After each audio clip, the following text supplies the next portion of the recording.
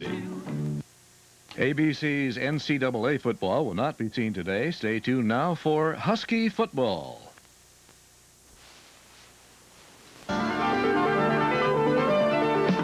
This is a Como 4 sports special.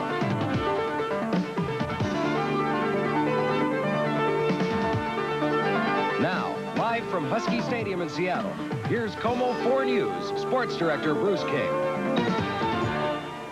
Good afternoon and welcome to an excited Husky Stadium here in Seattle, where the Huskies are set now to take on Bo Schembechler's Michigan Wolverines. It's the first time that Michigan's been in Seattle since 1970, and you remember what in the world happened in 78 and then 81 in the Rose Bowl. They are 1-1 there. We're looking forward to just a great football game this afternoon. It is the 7th meeting between the Wolverines and the Huskies. The Wolverines lead in the series 5-1. Working with me in the broadcast booth again this afternoon, as he did last week at Northwestern, is the former defensive coordinator of the Huskies and now the head coach of the Philadelphia Stars, the United States Football League, Jim Mora. And Jimmy, I know being a coach and a guy who coached here, you get excited on a day like this when it's a sellout crowd and a team like Michigan coming into play. Bruce, this is the epitome of collegiate football right here today. It's a fantastic fall afternoon. You got two great universities. You have two of the outstanding programs in the country, two of the best coaches in the country, and that Husky team just came out of the tunnel a minute ago, and I got goosebumps, believe me. They're calling it right now the Rose Bowl of the North, a confrontation between, as you'd mentioned, two great coaches in Don James and Bo Schembechler. Again, it comes down to coaching, a game like this. Two guys who have similar styles, really, in their coaching philosophy.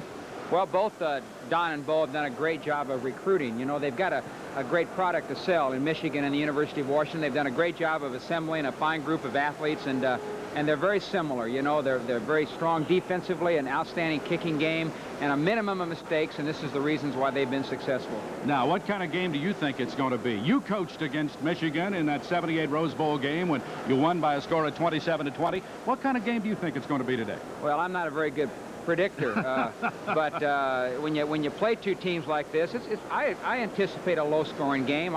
Two great defensive teams. You know, this is going to be a lot different than playing against Northwestern last week. The Huskies can have a little bit difficult time scoring, so I anticipate a low-scoring, close football game.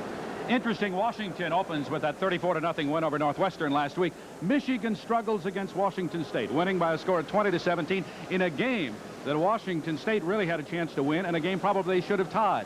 So it'll be interesting to see today what kind of football team that Michigan really has. Or is Washington State that good? Yeah, this will be a great test for the Huskies. And Washington State, I've heard things that they're a pretty good football team over there this year. Michigan did not have their quarterback last week, so that'll be different. It'll be an interesting confrontation. It really will be.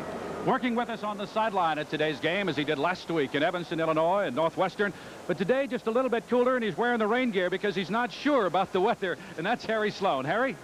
I'll tell you one thing, Bruce, I wasn't sure at all when I left the house this morning. I was expecting a monsoon here today at Husky Stadium. In fact, I brought enough Gore-Tex to cover the field, and I even wore my duck boots, because I know this is Seattle and it rains here, but it's not going to do that today. It is just a gorgeous day here at Husky Stadium. We will play under sunny skies here today. The crowd is just beginning to come in. The student body, well, they were here at 10 o'clock, and I'm telling you, they're juiced and ready for this game. Both Michigan and Washington have been conducting their pregame drills for about 10 minutes now. Bill Bissell warmed up the student body. They didn't need any warming. I'm telling you, this is going to be one exciting place to be. The Huskies and Wolverines, and we're going to see it all today. Bruce, let's toss it back upstairs. Oh, Harry, thank you very much. We're looking forward to really a good football game. Washington 4.5-point favorite to win, and that's a very interesting line coming into this game because, as you know, Bo Schembechler puts a pretty good defensive unit on the field, and it's going to test Washington today. We'll be back to take a closer look at the two coaches and the two teams right after this timeout. Back to Husky Stadium today, where the University of Washington will take on the Michigan Wolverines. It should be quite a day here at Husky Stadium under sunny skies. A beautiful day for football. The University of Washington, well, they are just 25 minutes away from kickoff, and that kickoff will tell what kind of team that this University of Washington will have this year. The sellout crowd just beginning to take their seats right now. It is hot and sunny, as I said. Two strong defenses today going against each other. Two offenses going against those defenses that are yet really unproven. The Huskies and Wolverines, and it should be quite a matchup. The last time these two teams met in regular season play was back in 1970, the Sunny Six Killer era. Michigan had an offensive lineman named Reggie McKenzie. They also had a better team, winning that day in Husky Stadium by a score of 17-3. The next two meetings of these teams occurred in Pasadena at the Rose Bowl. The Huskies winning following the 1977 season 27-20 and losing in 1981 23-6. Don James versus Bo Schembechler, the Husky Wolverine rubber match today here at Husky Stadium. The Huskies, like Michigan, won their season opener, although Washington will definitely be stepping up in class. Michigan certainly a team with more talent than Northwestern. The Huskies know that all too well, and it showed in their practice this week. Tuesday was an excellent practice, probably one of our better ones. We came out Wednesday, we had to back off a little bit because the aggressiveness was to the point where we were afraid of losing players, but I think, you know, they calmed down and got to the practice tempo that we wanted. They had a good week. I don't have any complaints on the preparation at all. In preparing for Michigan, James has had to set up defenses for two quarterbacks. Senior Dave Hall, who started last week against Washington State, and Steve Smith, certainly the most talented of the quarterbacking corps, who has been nursing a shoulder injury. You have to assume that you're going to see the guy. You know, if you work all week and assume he's not going to play, then he plays, and you're not prepared at all for the quarterback option of the running game. And so, you know, there's not a great deal of difference in the offense, but I think Smith just gives them a much better runner in the backfield. Michigan is a team that likes to control the ball. Long drives are their bread and butter. Defenses must be strong at the point of attack and must be able to get their support people involved quickly. You have to have the same kind of patience that they've got offensively. They want to take it and hammer at you and then get you to overreact and get everybody maybe to think that they've got to go ahead and stop the play, and then they'll get their big play off of breaking outside or running a reverse off of it or a play action pass. And so I think the key thing is just poise, stay at home, make sure you know what the play is, then hustle to get there. Linebacker Tim Meamber led the team in tackles against Northwestern with 14. He knows he's stepping up in class today and knows what he has to do to get the job done. Get a new chin strap, make sure it's a little tighter, strap the shoulder pads on a little tighter, and just get ready to knock some heads on Saturday. In football, like in chess, you control the middle, you control the game. The burden of that will fall in part on the shoulders of middle guard Dean Browning, who will be tussling with a preseason All-American pick, center Tom Dixon. Browning's been checking him out on film all week. He's more of a position blocker where he'll get in the way of where you want to be going to get to the ball carrier. Then he doesn't really just come out and blow you off the ball. He'll position you and just, you know, make sure that you don't get to the ball. And so to attack a player like that, what do you have to do? Well, basically, you just got to get into him and get off of him real quick and not let him get that position on you. Defensive tackle Ron Holmes is one of the Huskies hoping to keep Michigan contained today. He believes in stopping the run first, after which he says everything will fall into place. He expects a real physical battle today. Oh, yeah, it's going to be one of them brawlers, you know. You can't put it on the back burner or nothing. It's just going to have to go toe-to-toe on him. On offense, the Huskies ran up over 500 yards against Northwestern. Danny Green, who caught 3 passes for 27 yards last Saturday, admits it might be a bit tougher today. Yes, Michigan has a very physical secondary. Their strong safeties are exceptionally quick. The cornerbacks play excellent man coverage. They might be one of the best defenses we might face this year. You'll get your first look today at fullback Rick Finney. The highly recruited freshman missed the Northwestern game with a hip injury. He has recovered and will play his first college game today. It's going to be pretty exciting to go out there and 60,000 people, and I'm not sure what it's going to be like yet. I just heard about it, and I'm not sure what it's like to go out there and play a college game. I'm excited. I'm getting a little nervous now, and I just can't wait to get it started. We're going to do that in about 20 minutes from right now. A big question mark for the Huskies today, though, will be their punting game. Mike Zimmerman averaged only 29 yards against Northwestern last week back in Evanston, Illinois, but he's had a good week of practice, and we should see improved concentration and an improved drop of the ball make him punt a little longer today. Don James and Ray Dorr were out earlier this afternoon, checking him with the stopwatch, checking his hang time, checking the drop of the ball, and everything looked okay. He was booting about 40 yards, so we should see Mike Zimmerman punting well today. For the moment, Bruce, that's about it from field side. Let's go back upstairs.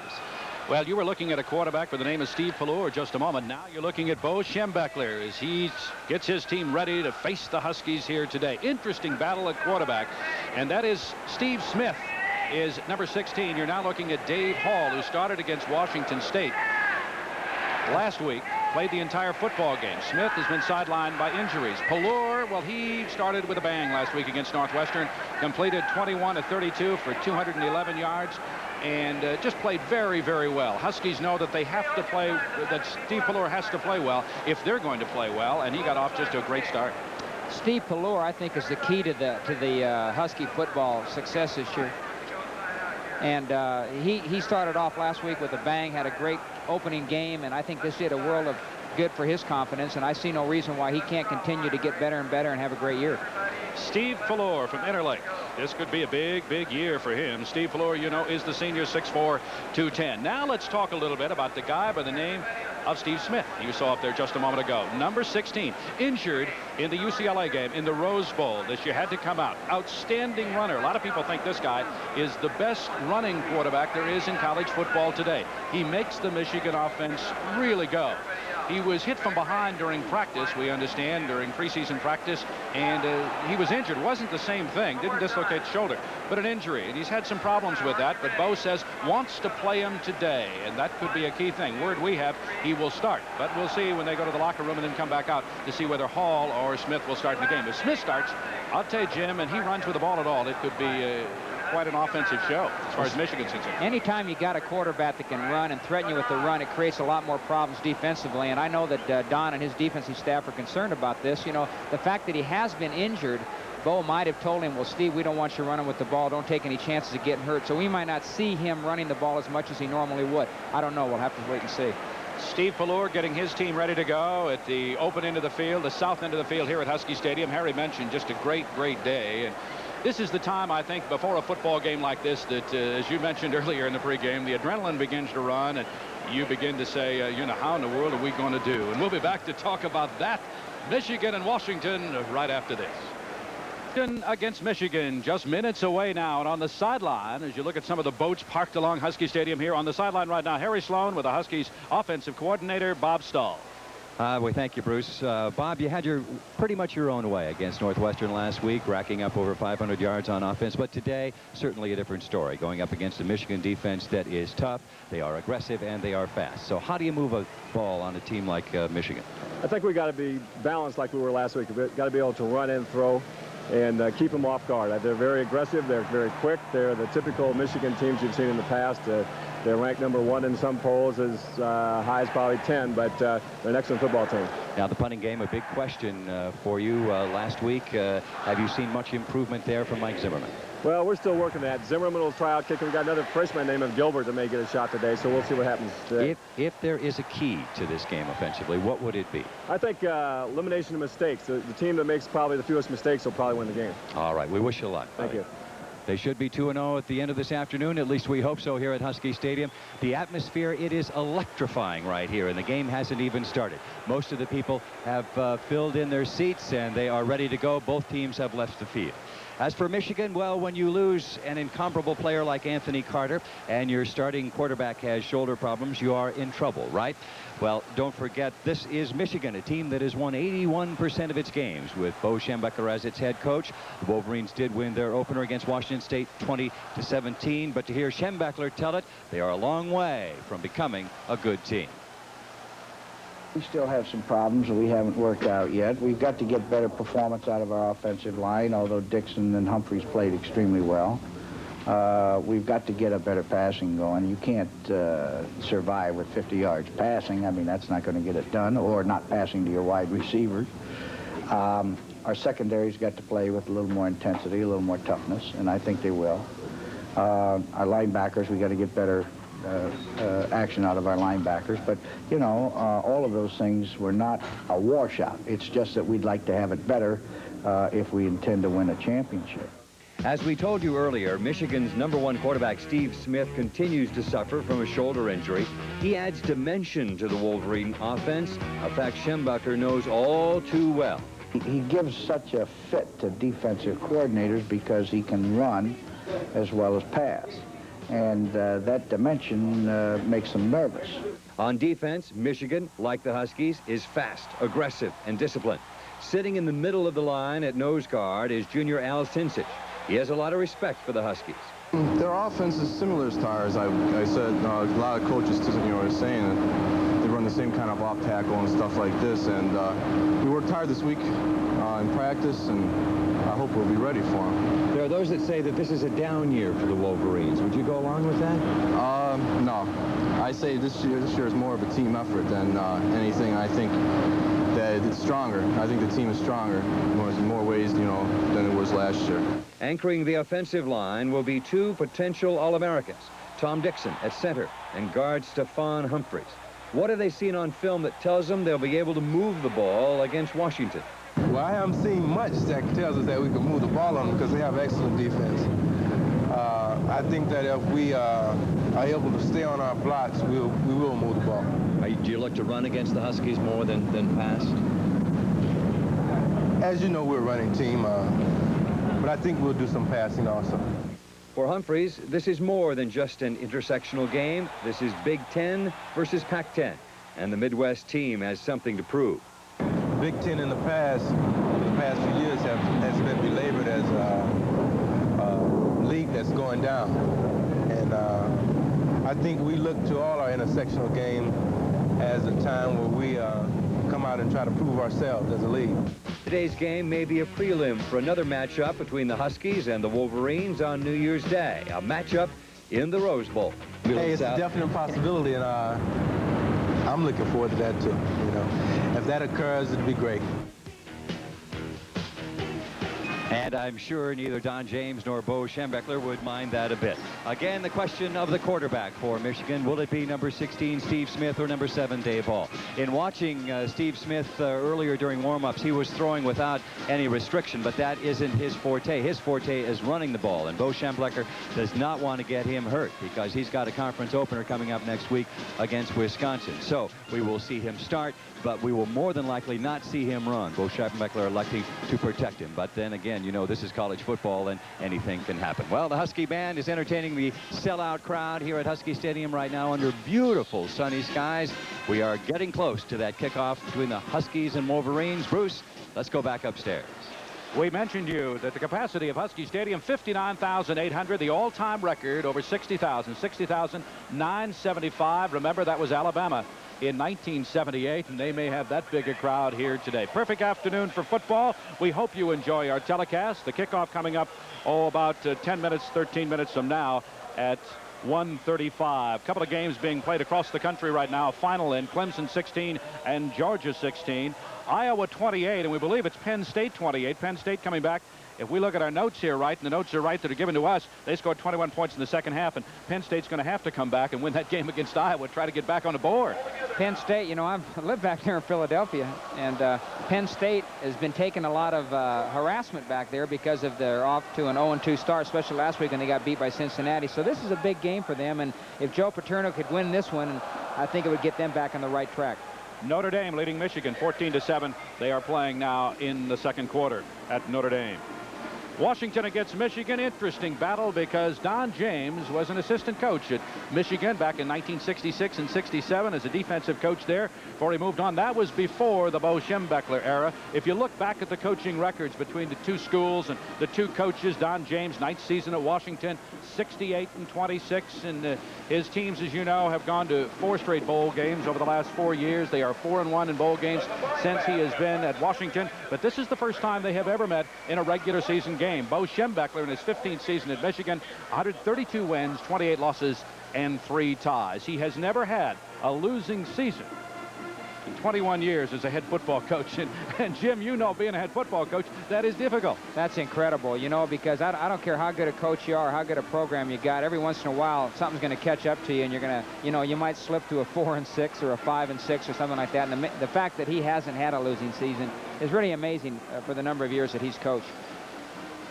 Pac-10 schedule today. Other games of note as you look at the crowd here in anticipation of the Washington-Michigan game coming up here in just a few minutes. Arizona at Washington State today. Very, very interesting battle. Arizona's Wildcats, are they as good as a lot of people think they are?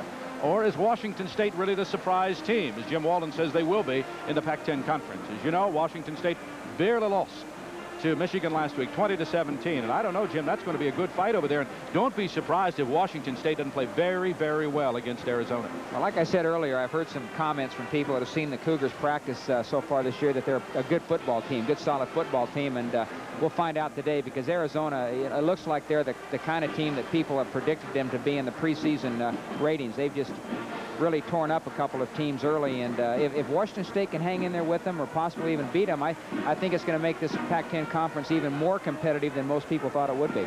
Also today, Arizona State at UCLA, another interesting game coming up. USC travels to Corvallis to take on Oregon State. Stanford at Illinois. San Jose State plays at California, and the Oregon Ducks, they are idle today. Sellout crowd. Feel around 60,000 here on a perfect afternoon to watch Washington battle Michigan, and looking for some kind of battle, I'll tell you that. You see some of the camera crews, our camera crew, up in the west end zone here. Some of the fans just enjoying the sunshine on this perfect day. Forecast, as we mentioned earlier, was for rain today. Still may get it before the day is out. But if you're someone who enjoys water and going to a football game, a perfect place to be, but Husky Stadium today. We're being entertained right now by the University of Washington Marching Band. A sort of band day for them here today as they get ready to put on a show for this crowd of close to 60,000. You know, Bruce, when you come back to a place like Husky Stadium, you really appreciate what a fantastic place it is to attend a college football game. There isn't a better place in the country, as far as I'm concerned. A more prettier environment, the lake, the sunshine, the people, the spirit, everything about it really makes it a great place. I think when you're here, when I was here before, I don't know if you really appreciate it, but when you get away and you see other stadiums and then you come back, you appreciate the beauty and the excitement of the Northwest and of University of Washington football. And we'll be back with more University of Washington football in the pregame show right after this.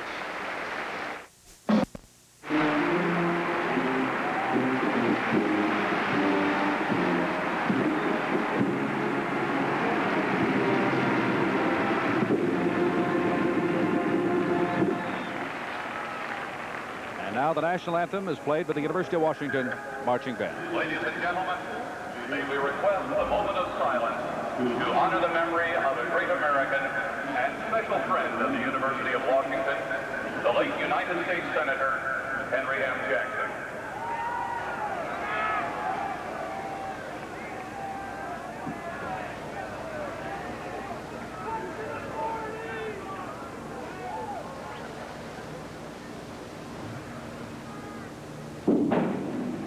As the colors are presented by the Naval ROTC Color Guard, please stand and honor America by joining the combined band and Bob McGrath in our national anthem.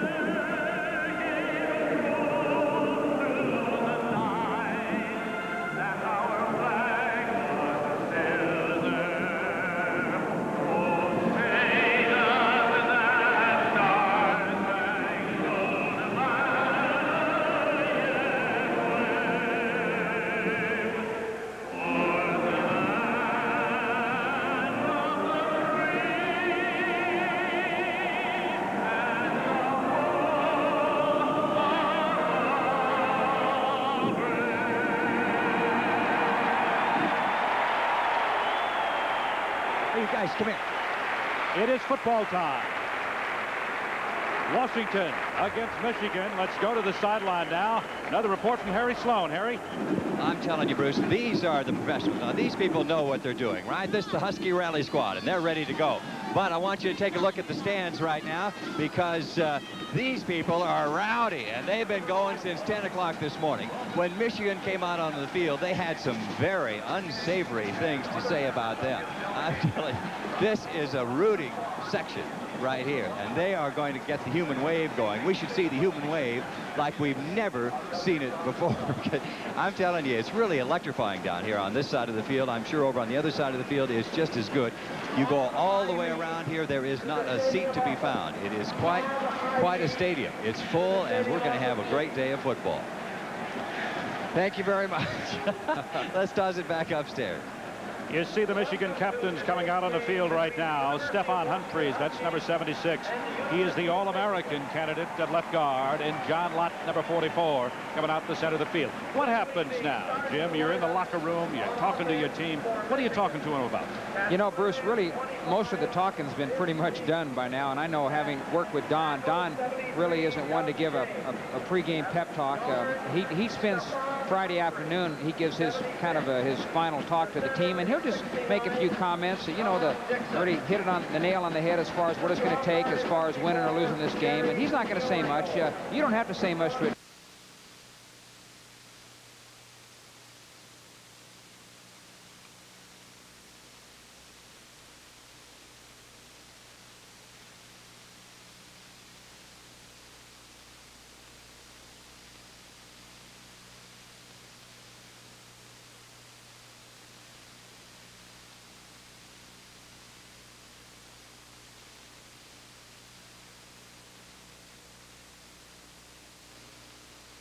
Please stand by. And they are 1-1. So we're looking forward to just a great football game, and we'll be back with more of the pregame and the opening kickoff right after this. On the field, they win the toss. They elect to receive. They will defend the goal to our left, which is the west end zone here at Husky Stadium. Michigan defending the open end zone at the stadium. Washington will receive. Remember last week against Northwestern, Jim, because of the wind, they elected to kick off the football, but this time they want the ball. Yeah, they want a chance to, they want their hands on the ball. You know, there's no win factor, nothing like that. They want the ball, and they want to see what they can do against that strong Michigan defense, and they'll take it anytime they can get it today. Earl Sorgan is the referee. The umpire is Walt Wolf. Bob Zelenka, the head linesman.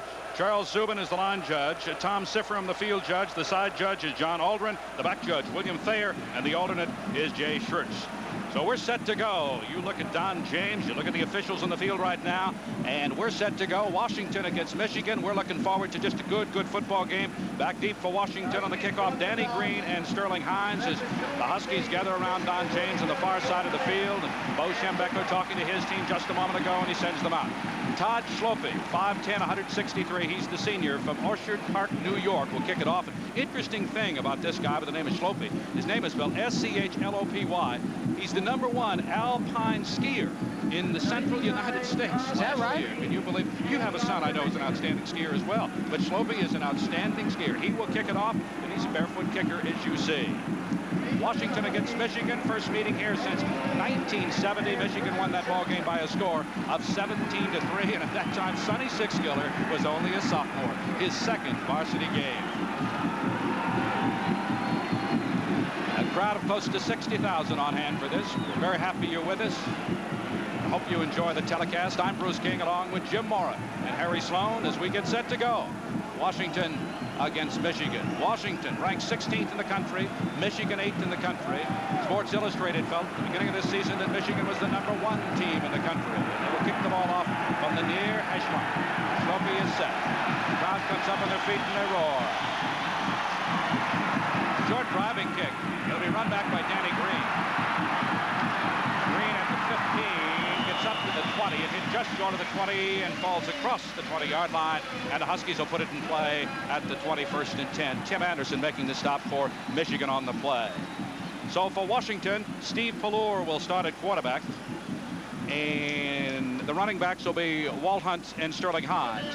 Dave Stransky, the flanker, and Danny Green will be the split end. Across the line, Maher, Mowry, Ernest C. Brosey, Dotson, and the tight end, Larry Michael. Well, the Huskies are starting off a little less field position this first drive they did last week, Bruce. We'll see what they can do with it. Split backs, as you see. 1st and 10 at the 20. Huskies moving toward the open end of the field. Pelluer to throw right off the bat. Goes over the middle to the tight end. That's Larry Michael with the ball. Up across the 27 to the 28. Picks up 8 yards in the play. Make it 2nd and 2 for Washington.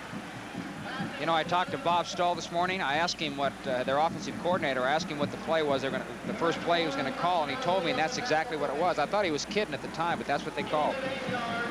DeFelice, Sincic, and Brooks in the defensive line. You see the linebackers for Michigan.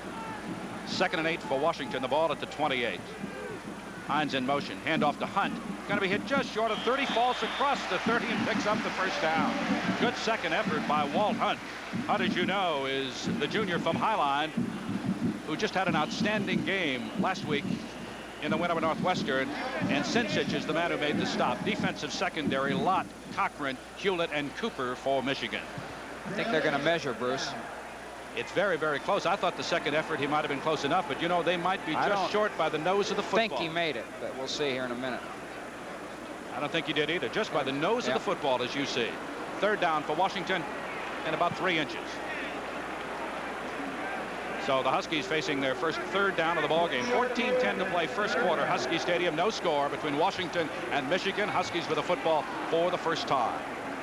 And now face 3rd and about 3 inches. This is a big down for him, big play. You got to pick up these 3rd and short yardage situations. Michigan digs in. Not a big defensive line. We'll talk about that in a minute. Pelluer dives straight ahead behind the block of Rosie on the right side, and he gets the first down. Husky guards played very well last week against Northwestern in the shutout there. Rosie and Mowry. Rosie number 64. You know, the quarterback sneak is really the best short yardage play when you've got like a foot or 2 feet to go. A lot of teams won't do it because they're afraid to get their quarterback hurt. But obviously the Huskies don't feel that way. It's almost impossible to stop.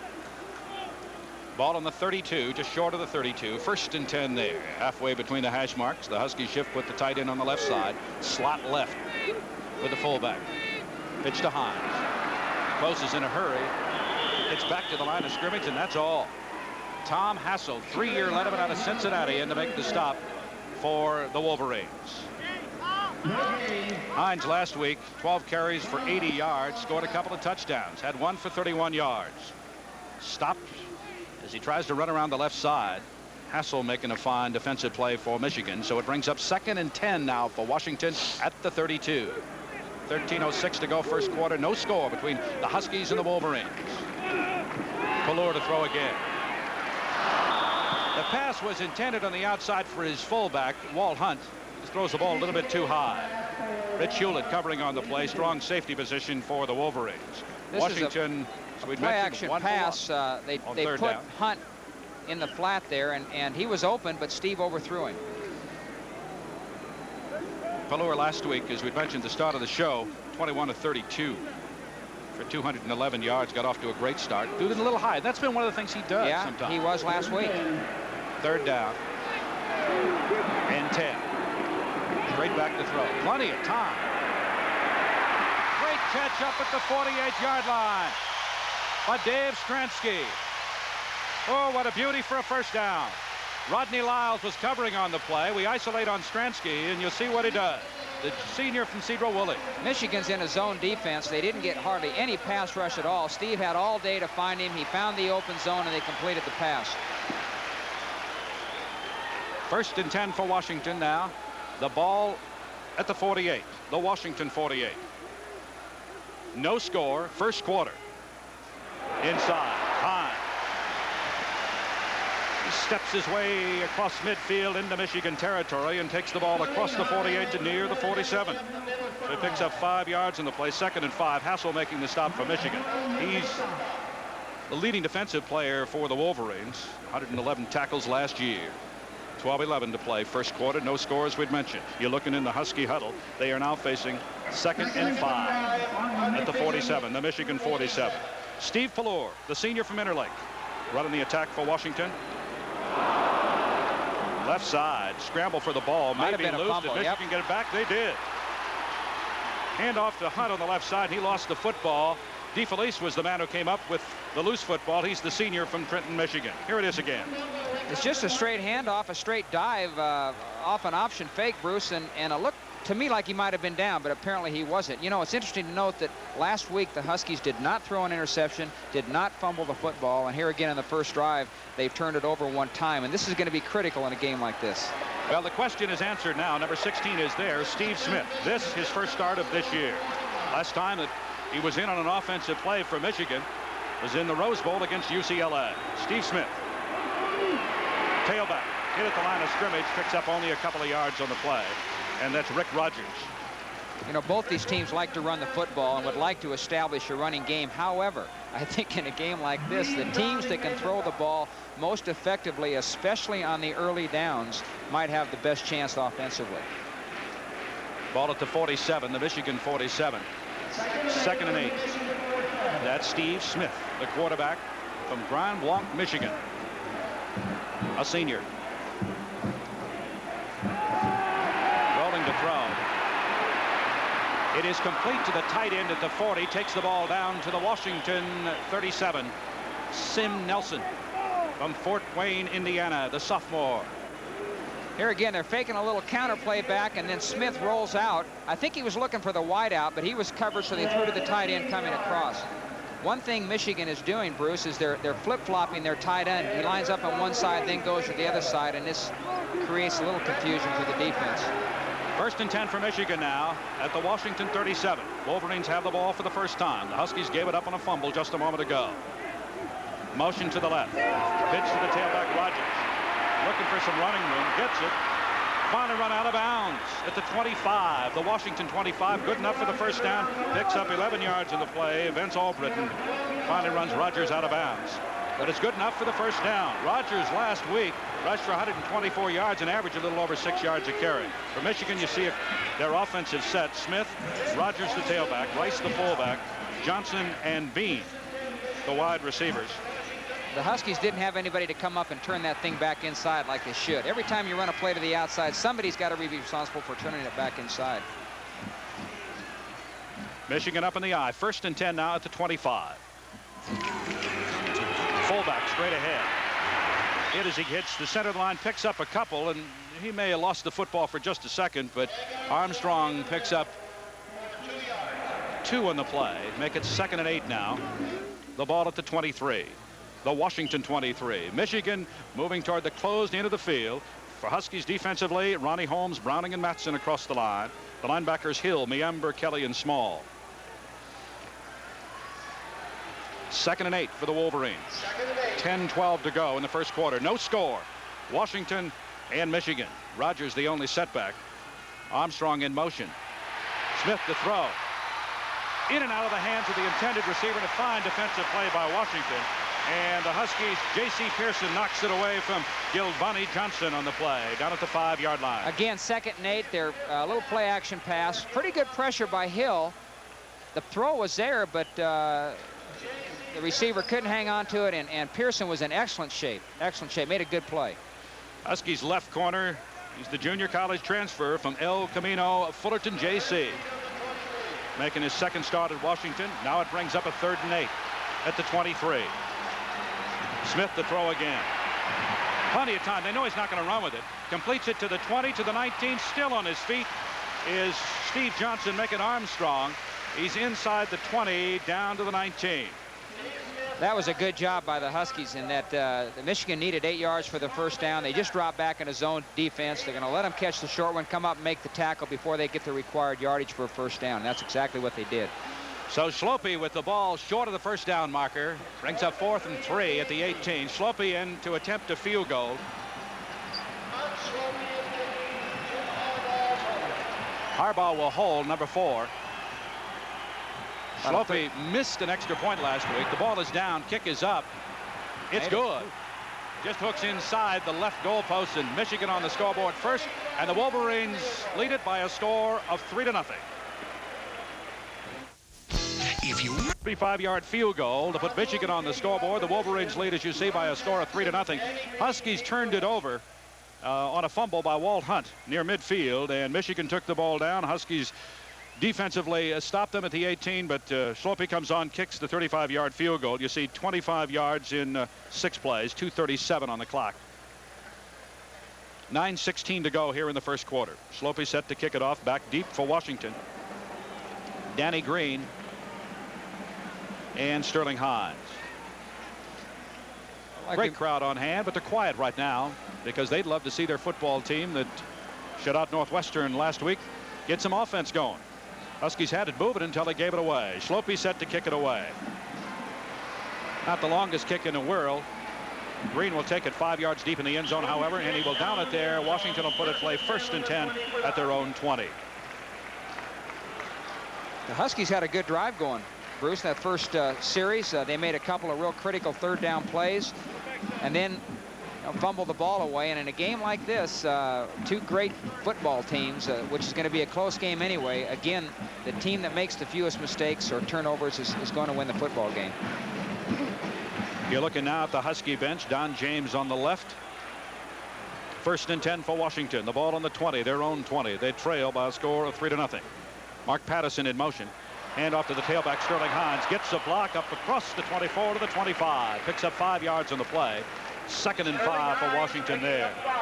Sterling Hines. I'll tell you what the Huskies are doing here. You can't see it on your screen right now, but they're bringing their wide receiver in motion, which they're creating an unbalanced situation, an overload for themselves against Michigan. Michigan's having a little bit difficult time adjusting to it. It gives them 1 extra blocker over there, and they're running right into it. The Huskies are. Hines 3 carries for 10 yards so far in the ball game. 2nd and 5 for Washington now. The ball at the 25. Michigan up in a 3-man front. Walt Hunt over the left side. Goes across the 30 and picks up the 1st down. If they mark the ball across the 30, going to mark it right on the 30-yard line. Well, the Huskies are doing a good job of running the ball on the 1st and 2nd down, which if they can continue to do this throughout the game, it's going to be a big factor. Now, the reason the crowd was booing just a moment ago, you're looking at the Michigan bench right now, is they thought it was a 1st down. They went across the 30. We did too, but they mark it just short of the 30. Brings up now 3rd and about 3 inches. Pelluer over the left side picks up the 1st down again. This identical to the first drive between Washington and Michigan here just a few minutes ago. 8:06 to go in the first quarter here from Husky Stadium this afternoon. Beautiful day for football. Michigan leads it by a score of 3-0 on Schlope's 35-yard field goal. Well, Michigan has been and always will be a tough defensive team, a bend but not break team, and this is what they're showing right now.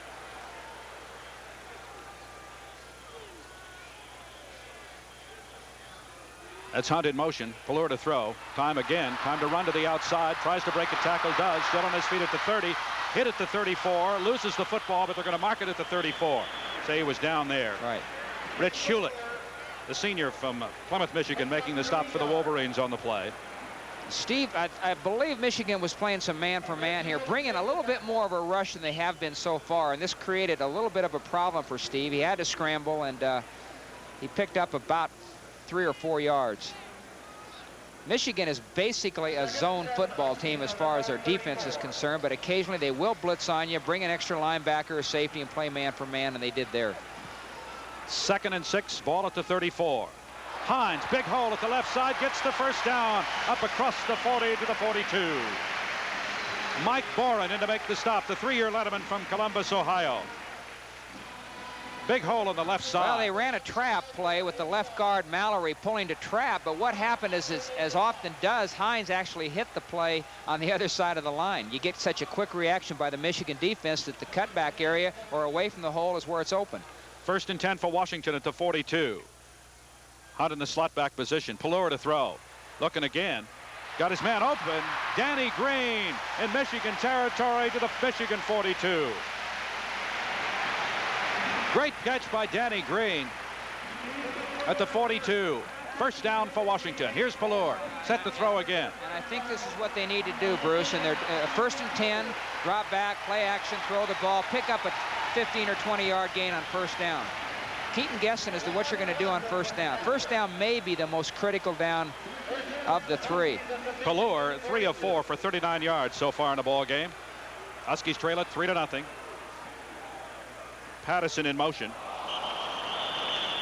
And there may have been too much motion right there. We'll see what the penalty is going to be. 6:09 to play here in the first quarter. Michigan leading by a score of 3-0 on Schloppe's 35-yard field goal. 5 yards against the Huskies on the play. Before the snap, false start, offense. Procedure. So 1st and 15 now for Washington at the 47. And that really hurts a drive in a situation like that when you get a big play and all at once you lose 5. It's hard. Yeah, it's hard enough to get to go all the way anyway, much less without a penalty. Pelluer, long count, throws to the outside, complete to Sterling Hines, tries to get away from one man out there, but can't. He's going to be hit at the 45 and driven back. And Tom Hassel was the man to make the first contact at the 45. Passing to Sterling Hines for 3 yards. This is something the Huskies did last week.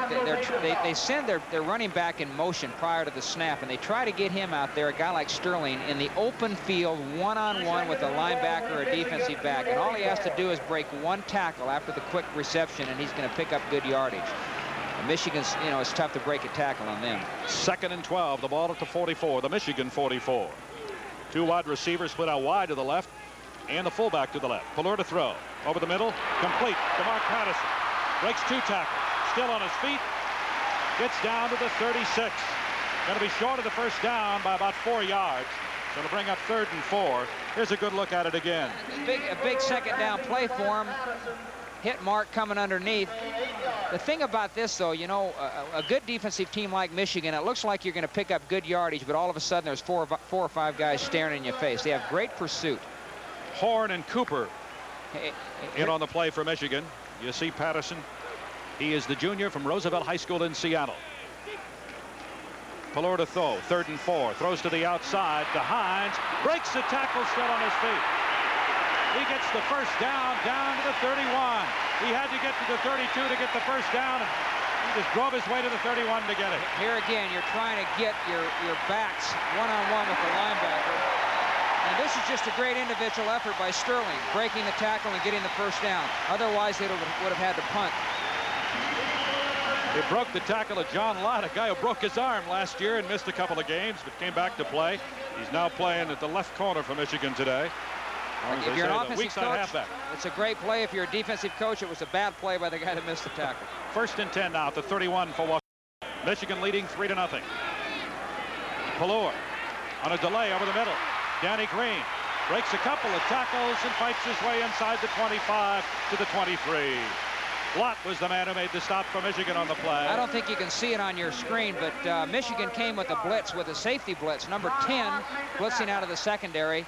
They hit Danny on a little delay pattern. Here again, Michigan isn't tackling quite as well as I thought they would. Again, we're getting a great effort by the Washington offensive players. Stransky comes back in. Pelluer 7 of 8 for 63 yards so far. Stransky in for Danny Green. Robertson at left guard now in place of Mowry. 2nd and 2, the ball at the 23. The outside, in and out of the hands of the intended receiver, and that was Mark Patterson down at the 20. Brad Cochran was covering on the play, but the pass was just a little bit too high and just too tough to handle. So Patterson drops the ball. Steve Pelluer now 7 of 9 for 63 yards in the ball game. Huskies across the line. Maher, Robertson now, Ernest C. Brosey, and Dotson. Washington on 3rd down. They're 4 for 4 so far. 3rd and 2. The ball at the 23. Straight ahead. Breno DeFeo in the game picks up the first down. Good blocking on the right-hand side of the line. Good blocking on the right side by Brosey and Dotson, and all they did there was run right at what they call the bubble. Michigan's in a 3-4 defense. They've got a linebacker who's off 3 or 4 yards sitting over the guard, and they ran right at him. DeFeo, the junior from Kennedy High School. His uncle played football at Western Washington, a Soc major at Washington, I might tell you. First down, Washington 7, Michigan 2 so far. Had a little mix-up there in their formation. So timeout on the field with 3:01 to play. Here in the first quarter, Michigan leading Washington by a score of 3-0. Don James on the Washington sideline, but his team trails by a score of 3-0, but they're on the move. The Huskies have it 1st and 10 now at the Michigan 18. Looking into the Washington huddle right now. And Walt Hunt back in at fullback. Steve Pelluer is the quarterback. Sterling Hines the running back. Pro set left. Tight end on the right. Green in motion. Handoff to Hines. Going to be hit as he gets to the line of scrimmage, and that's going to be about it. Michigan, like all good defensive teams, once you get inside that 20-yard line, they become a lot tougher to move the ball against. It restricts you as an offensive team, and they're tough down here. Bourne and Hassel making the stop, and a couple of guys who were 3-year lettermen in that Michigan defensive team. They play very well. Hassel comes out now, and he's replaced by another defensive back. Tony Gant goes in, so now they have 5 defensive backs in the game. Hand off to Hunt over the left side, gets to about the 15.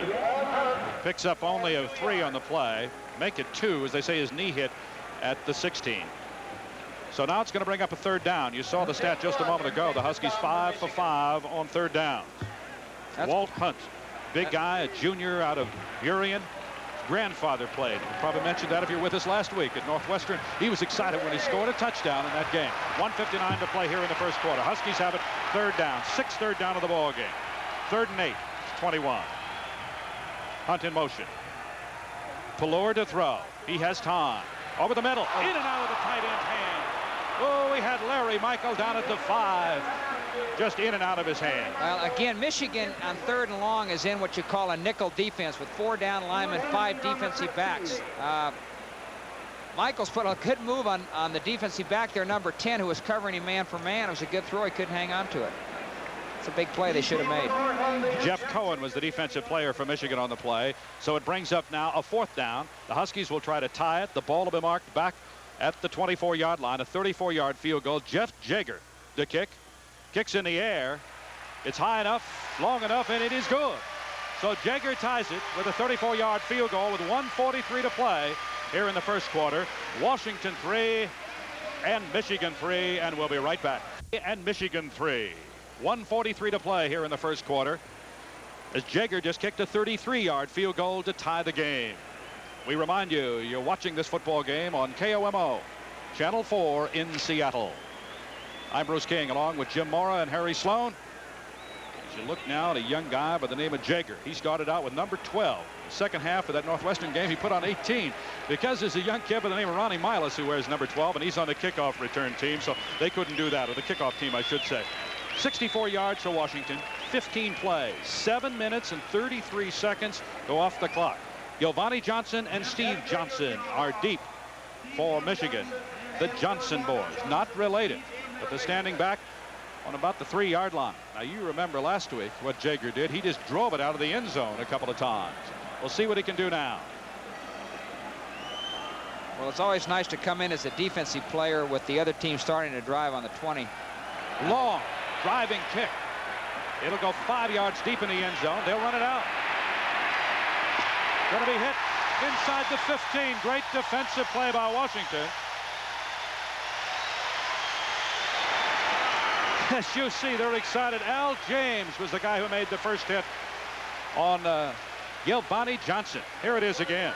Now, normally, if a guy catches the ball 5 yards into the end zone, they'll elect not to run it out, but he did, and he had a great tackle by number 32, Al James.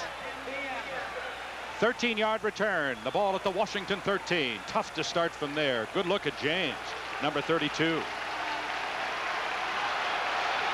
Washington 3, Michigan 3. Steve Smith still in at quarterback for Michigan. He moved in the length of the field to pick up a touchdown, I should say a field goal, to start of the ball game. Running back Rogers hemmed in as he gets up to the 15, across to the 16-yard line. Tim Meamber in on the play for Washington. Also Lynn Matson, number 68, as you see there. It's a guy who just loves to read and play the piano and play football. He's a good one. 6'4", 250 from Vista, California, and a 2-year letterman. 2nd and 7 at the 16 for the Wolverines. Good football game so far. Kind of game you like to sit down and watch. A lot of coaching going on out there too, Jim. Yeah, this is a lot of coaching. Typical game here between two good teams like this. The throw over the middle. It is complete to his tight end across the 30 to the 32, and that's Sim Nelson. Going to make the stop for Washington. Robert Leapart was there. Nelson's second catch of the ball game. Shot of Smith. Steve Smith. They had a blitz And they had a guy free right in Smith's face. Yeah, you don't get a chance to see it again. But it's 1st and 10 now for Michigan. The ball now at the Michigan 32. This drive started at their own 13. Crowd comes alive. The wave starts here. I'll show it to you in just a minute. I formation. Up back in the I is Rogers. Rice is the fullback. Long count. Rogers. Some daylight. Still on his feet. Gets the first down and goes across the 45 to the 48. A Michigan first down. Rogers, as you'll see here, on a play-action play from Smith, just cuts it to the outside. Like an earlier play, Albritton, number 6 there, is really the guy that's responsible for turning this play to the inside so that your pursuit can pick up and make the play inside out. But Albritton lost contain or lost force. He broke outside of it, and now your pursuit or the success of your pursuit is lost. Leapart came over from the free safety position and made a good play. You've got to turn the wide stuff in. Rogers, 4 carries for 33 yards. 1st and 10 now at the 48. Husky Stadium crowd comes alive. It's the defense to dig in. Back to throw. Smith throws deep. Got a man knocked away by Robert Leapart. Intended for Vince Bean, the split end. Oh, wait a minute. Let's see what the call is going to be here. They call a penalty? They said that was complete. We'll see. No way. I can't. Oh, that's right. You only got to have 1 foot. Yeah, but I'm not so sure he had control of that ball. That was a pretty good play by Robert Leapart. Say the play's good for 21 yards. Let me see that again. Smith now 4 for 5 for 57 yards. Very close. Very close. Very close. The official was right there and said his foot was inbounds. 1st and 10 now for Michigan at the 31. The Washington 31. Wolverines on a drive. Rogers in the play action to the outside. Going to be hit at the line of scrimmage and stopped right there. In on the play for Washington, Vince Albritton. Joe Kelly, number 36, also there. And as you see right here, Rick Rogers is saying, I can't hear. That Husky Stadium crowd comes alive, and I can't hear. Well, you go back and play in front of that crowd of 100,000 back there, and you don't hear very well either. No, these guys should be used to it. There are only 59,000 here. I would think they'd be used to it. They should be used to it. The Husky mascot.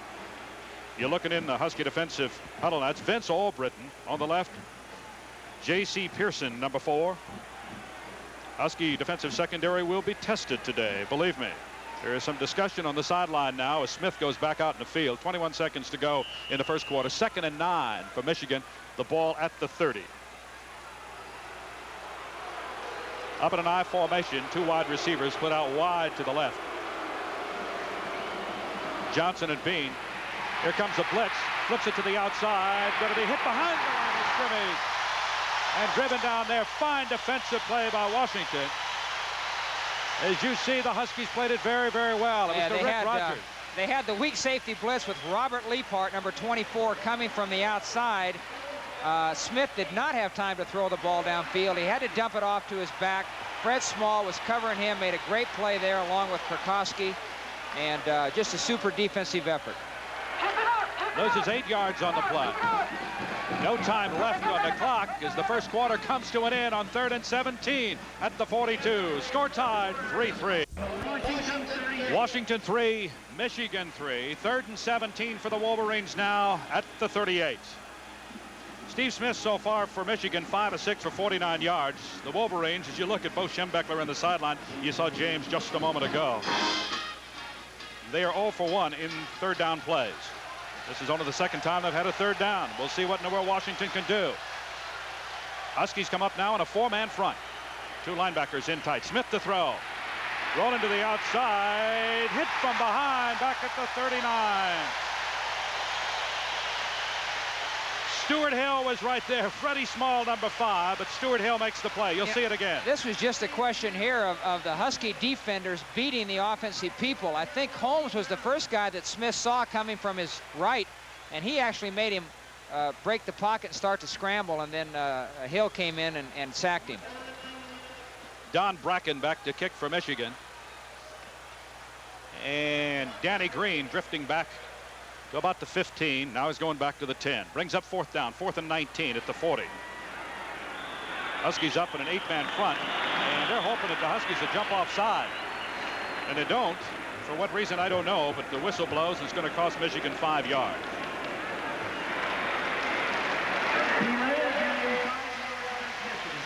So delay a game. And I think the reason for that, Jim, is they're trying to hang the ball up and maybe put Washington deep in their own territory and try to force a run back. Yeah, I think so. That second down play was a big play. Of course, the third down play was a big play, and it not only it stopped Michigan, but it took them out of field goal range, and now Michigan has to punt. The ball back at the 45. Offense, fourth down. Larry Sweeney is the deep snapper for the Wolverines. Second string defensive or offensive guard, I should say. Danny Green now back at the 10. Bracken to kick. Score tied 3-3. Off the side of his foot, but Green's going to finally take it at the 15. Looking for some daylight. Has some. Hit from behind at the 25 and driven ahead to the 26. Danny Green runs it back about 11 yards. He comes off limping just a little bit. Greg Armstrong was the man who made the stop, the first contact for Michigan on the play. Huskies will take it over 1st and 10 now. The ball at the 26. 14:06 to play in the second quarter from Husky Stadium. What is now turned into a cloudy afternoon. Started out with some sunshine. 30-yard kick on the play. An 11-yard return. Well, let's see if the Huskies can take the ball and move it down again, which they've done so far this game. They've moved the ball well. That's Patterson in motion. One setback is Cookie Jackson in the ball game for the first time over the right side across to the 27 up near the 29. Going to pick up about 3 on the play. Make it 2nd and 7. The ball at the 29. And Sinchich is in to make the stop. Made the first contact at least. You look now at the Washington bench. Coach Hall there. Skip Hall. He coaches the linebackers. He's talking to him about get that ball wide, but we got to get force and contain and then pursue and make the play. 2nd and 7. The ball at the 29. Huskies moving now toward the closed end of the stadium. Score tied 3-3. Pelluer as a man. It is complete across the 30 to the 31. The ball was complete to his fullback coming out of the backfield, and that's Breno DeFeo. Rich Hewlett in to make the stop from the strong safety position for Michigan. That's the same play they tried in the first quarter, Bruce, where he overthrew Hunt. We brought him out into the flat from the fullback position. Pass was right on target that time. Cookie Jackson and Breno DeFeo are the running backs for Washington now. Danny Green out of the ball game, and Patterson and Stransky in. Huskies 5 of 6 on third downs in the ball game. 3rd and 5 at the 31. Receivers split out wide, clear across the field on the right side. One setback.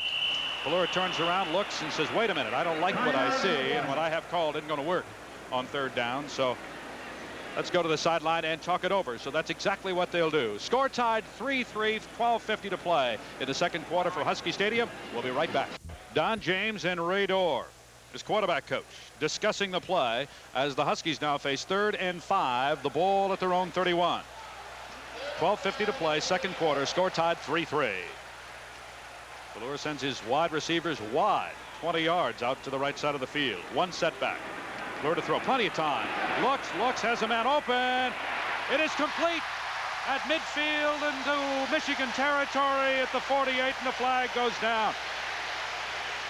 Great play and a great catch.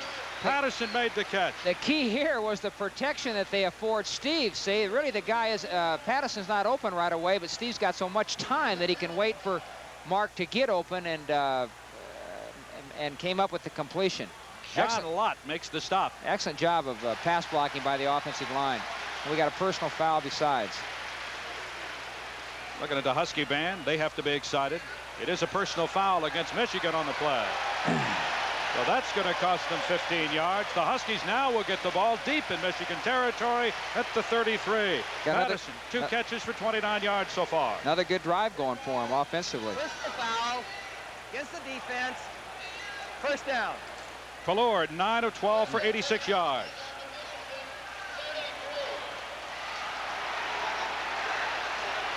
.12:40 to play. Second quarter, 3-3 tie. Patterson in motion. Cookie Jackson hit as he gets to the line of scrimmage and maybe gets a half a yard on the play.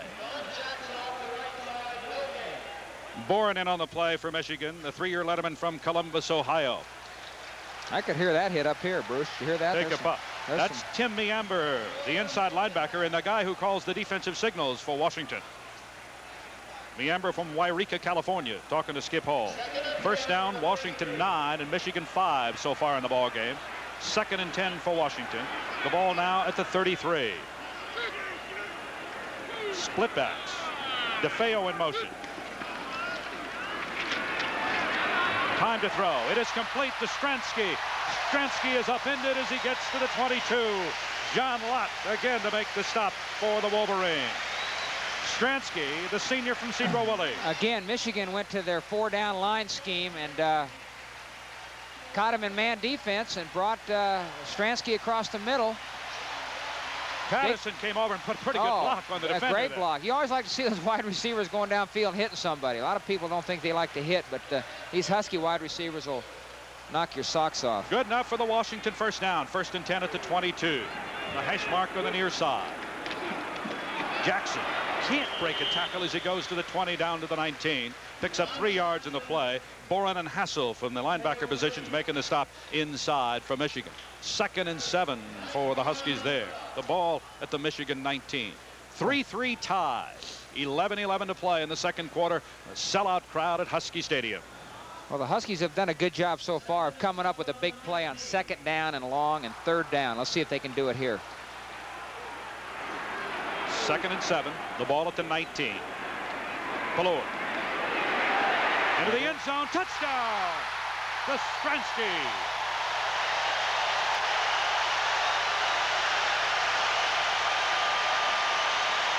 Here's a good look at it again. Pelluer to throw, and he was right on target. Oh, he had a great throw this time. Again, look at the protection. There's not a Michigan guy around him. Got plenty of time. Good pattern by Stransky and a great throw by Steve. Again, he's got all day. He's got right between Lott and Cooper on the play and just beat him cold. Huskies score the first touchdown of the ball game.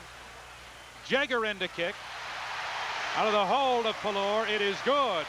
And with 10:51 to play here in the second quarter, Husky Stadium, the Huskies lead Michigan by a score of 10-3. Washington 10, Michigan 3. Huskies move 73 yards, 7 plays, 3:15 on the clock. Pelluer 11 for 14 in the ball game so far, 116 yards and a touchdown. He throws the 19-yard touchdown pass to Stransky, who has 3 catches now for 49 yards. Pelluer 4 for 4 for 53 yards on that drive. Steve's off to a great start today, and if he can keep doing this, it's going to do wonders for his confidence, and he'll get better and better. Jeff Jaeger will kick it off. The freshman from Kent Meridian. He was the walk-on. Long, high kick. They won't bring this one out. They'd never bring it. He kicked it clear out of the end zone. Well, he's done it 2 games in a row now. This guy's for real. Here's a guy nobody wanted and walked on at Washington, called him up and said, "Can I come play for your football team?" Chuck who? That's what people will be saying around here. Very, very well. So Michigan will put it in play. 1st and 10 at their own 20. Huskies defensively with Holmes, Browning, and Matson in there. That linebackers are Hill and Fred Small. Kurkowski in for Kelly on the inside. Steve Smith still at quarterback. Weren't sure how long he was going to play. Kid from Grand Blanc. Oh, he's been in there the entire first half. Michigan only had 10 guys on the field. Now wait a minute, they're going to have to call a timeout because they, as you mentioned, they have too many people, not enough people on the field. Yeah. And they finally ran their wide receiver back trying to get him on the field, and they weren't exactly sure what in the world they were going to do, so they called a timeout. So we'll be right back to Husky Stadium right after this. Washington 10, Michigan 3, 10:51 to play in the second quarter from a sellout crowd at Husky Stadium. It's a great day for football, as the Huskies have had 3 very impressive drives. As we were talking during the break, Jim, they lost it on a fumble in the first drive. They kick a field goal in the second drive, and they take it 73 yards to score on a 19-yard pass from Pelluer to Dave Stransky across the middle to take a 10-3 lead. Michigan has it now, 1st and 10 at their own 20. The Huskies stopped them the last time. We'll see what happens now. Kurkowski in for Kelly, an inside linebacker position for the Huskies. Huskies now in the 3-man front. I formation for Michigan. Smith, quarterback. That's the fullback with the ball, and flag goes down as he picks up only a couple on the play. Armstrong straight ahead. This is just a handoff to the fullback. You know, the start of the option, off the triple option. I'll tell you, the guy that made the great play there was Matson, came across from the right tackle position. He's the senior from Vista, California. And it will be holding against Michigan. Dean Browning, who's one of the co-captains for the Huskies.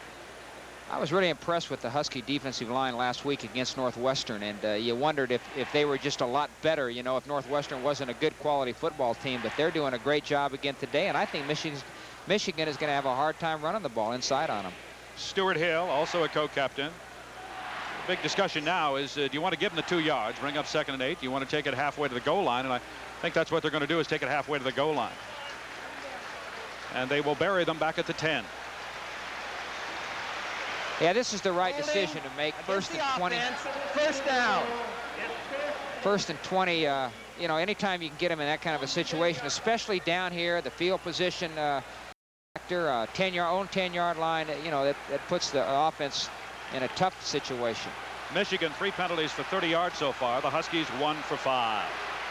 First and 10 for Michigan. 1 setback. Fullback in motion. That's Rice in the game now. Left side. Hit back at the 9 and drives ahead to the 10. Flag goes down again at the 10. In on the play for Washington was Vesti Jackson. This might have been an illegal block or a clip by a wideout. Fred Small got blocked but came up and made a great play. Just as he was getting blocked, you can't see it there, he came across and made the play.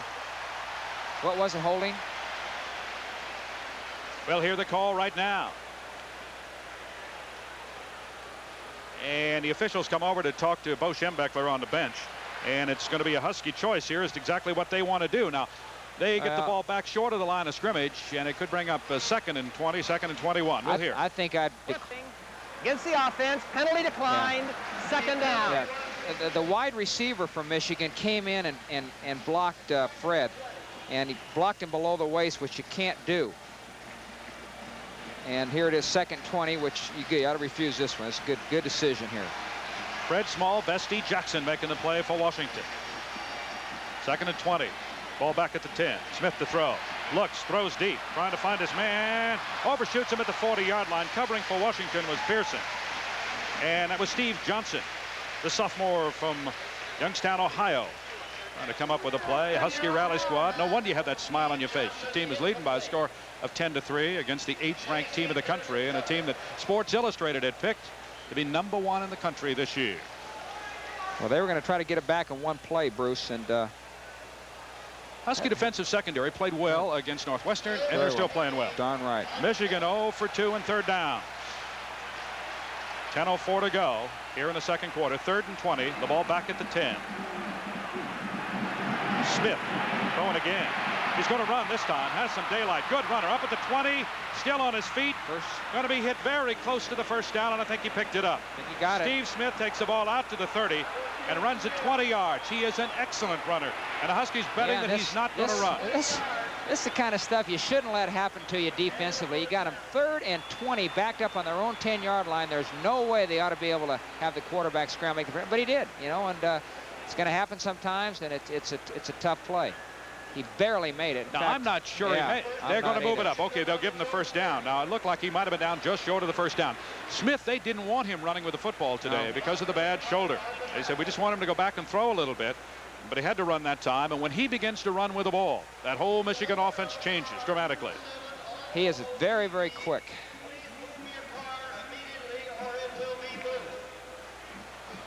So 1st and 10 for Michigan. They get out of the hole with 9:53 to play here in the 2nd quarter. Trailing 10-3. The Huskies on top. Huskies jump offside. I think the left tackle for Michigan moved, number 79, before the and that drew Matson off. Yeah, it's on Michigan. So Matson jumps over and touches him. Yeah, it's going to be against Michigan. Miller moved and Matson reacted, and penalties against Michigan. Couple of scores for you. Notre Dame 21, Michigan State 21 at the half. Alabama leads Mississippi 33-0 playing in the 3rd quarter. Iowa 35, Penn State 28 in the 3rd quarter. Got to get some Pac-10 games for you as we go along.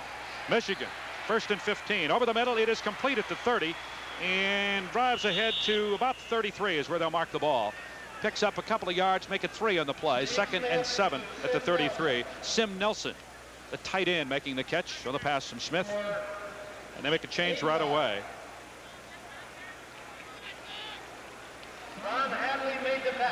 So Don James thought he was going to get football back there for just a second, but they left Steve Smith get off the hook and run it out all the way to the 30. So now it's 2nd and 7. The ball at the 33, the Michigan 33. Huskies up in a 3-man front. Smith, option, pitch wide.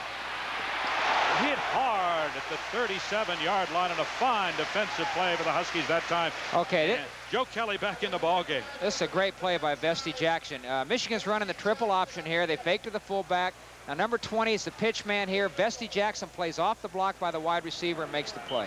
Perfect. Vesti Jackson, the 5'11 and a half, 188-pound sophomore from Fresno. Here's a guy who dropped out of the program in '81, came back redshirted last year, and now he's back in it. Michigan 1 for 3 and 3rd downs. 3rd and 3 at the 37, their own 37. I formation. Steve Smith at quarterback. Pitch to the outside.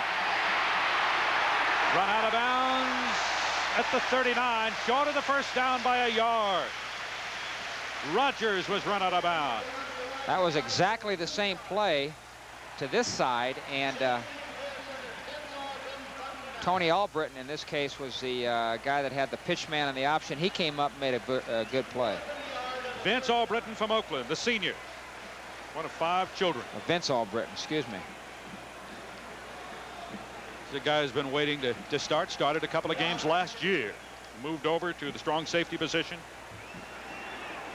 And the kick is Bracken. Big rush, almost blocked by Washington. Oh, they almost got a piece of it.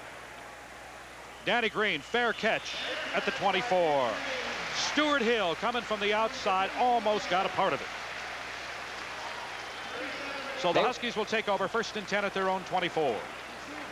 They were close last week blocking a couple, and 37-yard punt for Bracken. He had a 38-yarder earlier in the ball game. Husky fans, you got something to smile at right now. Stransky in the ball game at a wide receiver position for the Huskies right now as you look into their huddle. Number 51, that's Dan Ernessy, the center, 6'3", 237, the junior from Mount Rainier High School. He will center the ball to Steve Pelluer. 1st and 10 for Washington at the 24, their own 24. They lead it 10-3. Jock Robinson breaks the tackle and takes it across the 35 to the 36. Now the leading rusher in the Pac-10 conference last year picks up a 1st down and runs for 12 yards. This is a trap play. You see Mallory there making a great block. He just put that guy right flat on his back.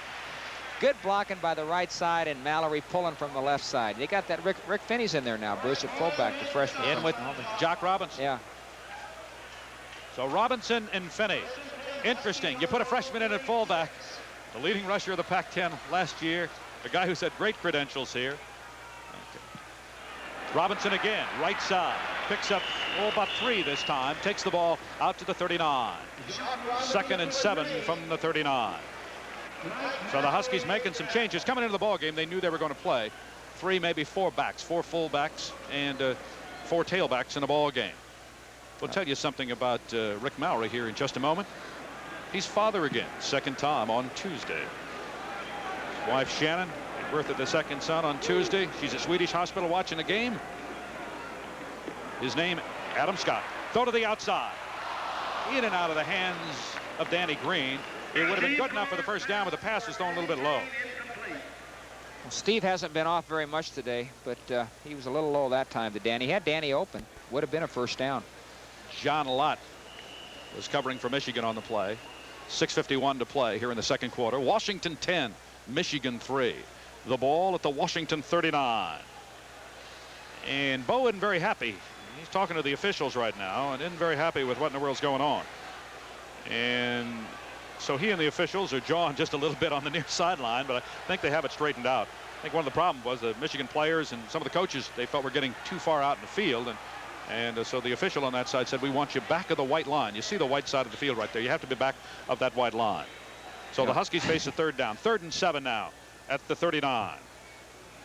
That's a hard thing to control. Most teams have a guy on their team that'll staff that'll just be responsible for that. Pelluer. He's set. Going deep for everything to Danny Green. Maybe picked off. Knocked away at the 20. Back there was Brad Cochran. And even Cooper back there for Michigan. You'll see the play again. There's Danny Green. Again, Michigan's coming with a little bit more of a rush this time. They had 3rd and 6, but he saw Danny open for just a moment and thought he could get it to him, but the free safety from Michigan came over like he should, made a great play on the ball. Yvonne Cooper knocked the ball away and almost picked it up. So the Huskies will have to kick it away. First punt of the ball game for Washington. Mike Zimmerman in the kick. Well, now this could be interesting. It could be. Zimmerman under a lot of pressure this last week after having some problems against Northwestern. Patrick, the long pass. He kicks the ball straight up in the air, kind of a dull kick that is going to be taken on a free catch down at the 30. And 2 Michigan players run together. Cooper was there, was one of them. The other was Johnson. Johnson, the deep man. And they asked for a fair catch, and that almost turned into a bad play for Michigan. A little lack of communication there. The deep guy should have been calling, I got it, and probably was, and the shorter guy didn't hear him. Neamber out of the ball game for Washington. Krakowski and Kelly are the linebackers. We'll check on that. Straight ahead, the fullback, and not much as he picks up only a yard. That was Dan Rice, the sophomore from Roxbury, Massachusetts. Picks up only a yard. Big number 90. Ron Holmes from Timberline High School, the one-year letterman, 6'4", 240.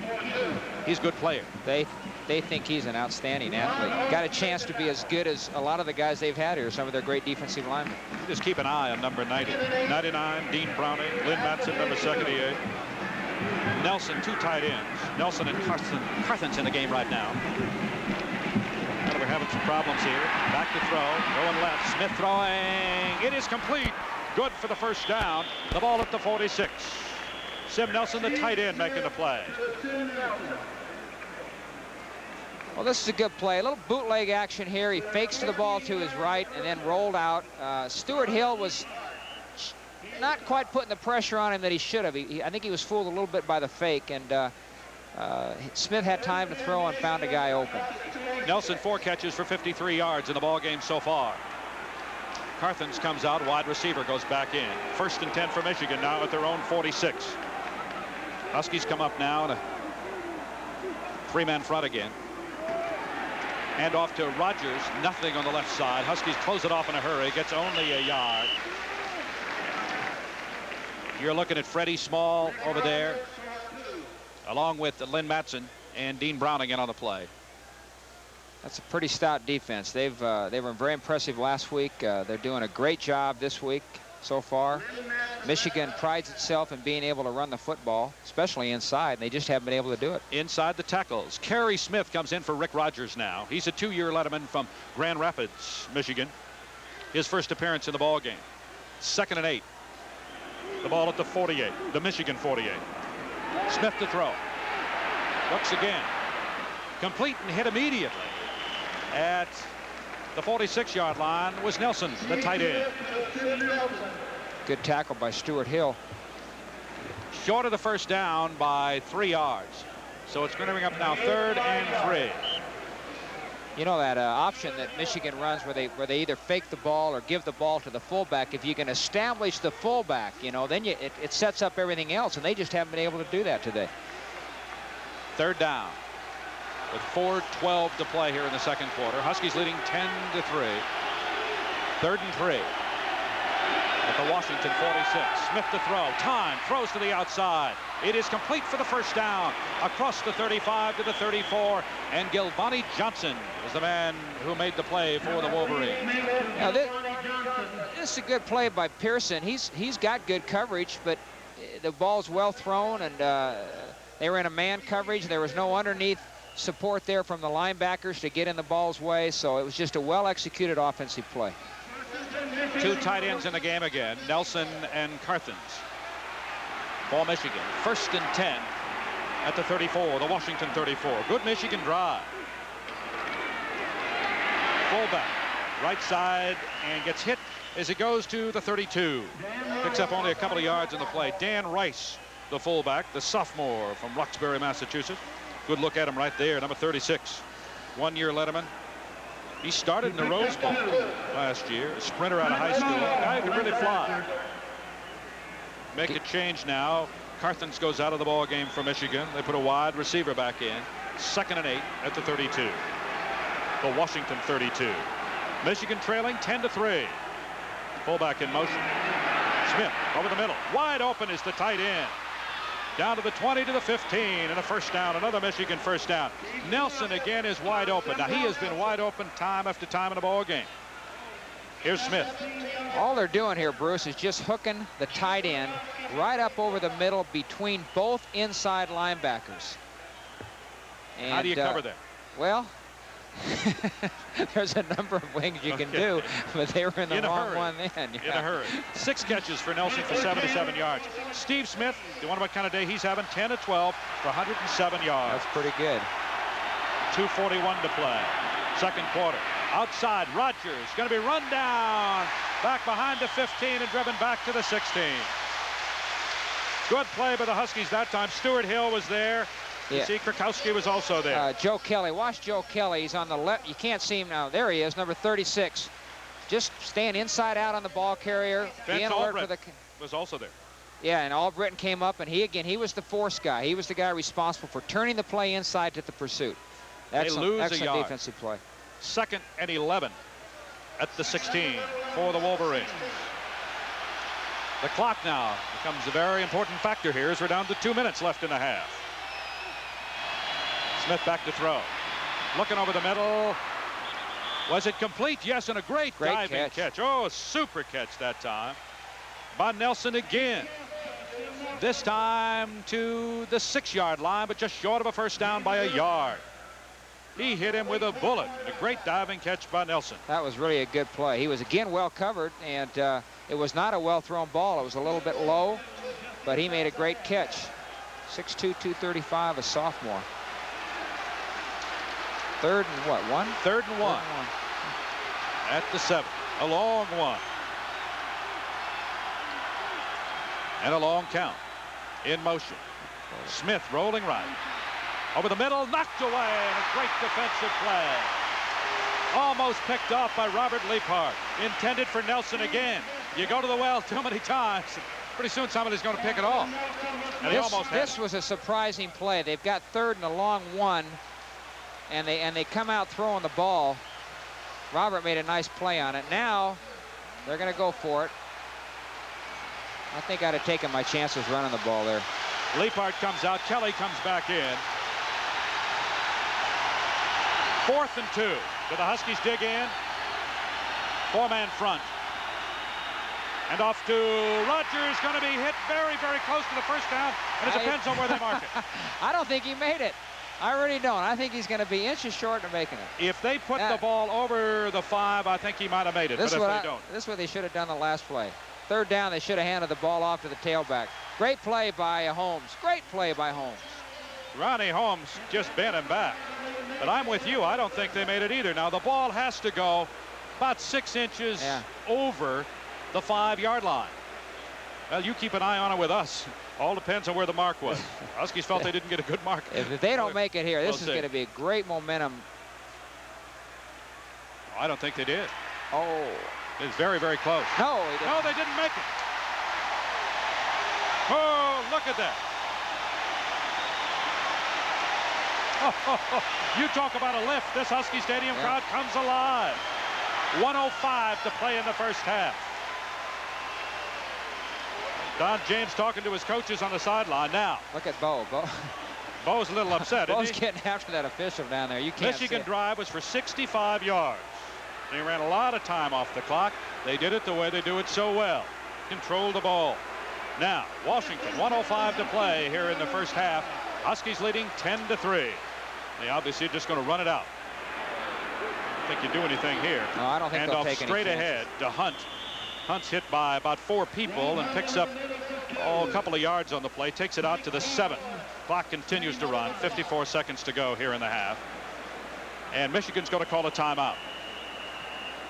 should have called a little bit sooner. They lost it. They lost about 7 or 8 seconds. Yes, they did.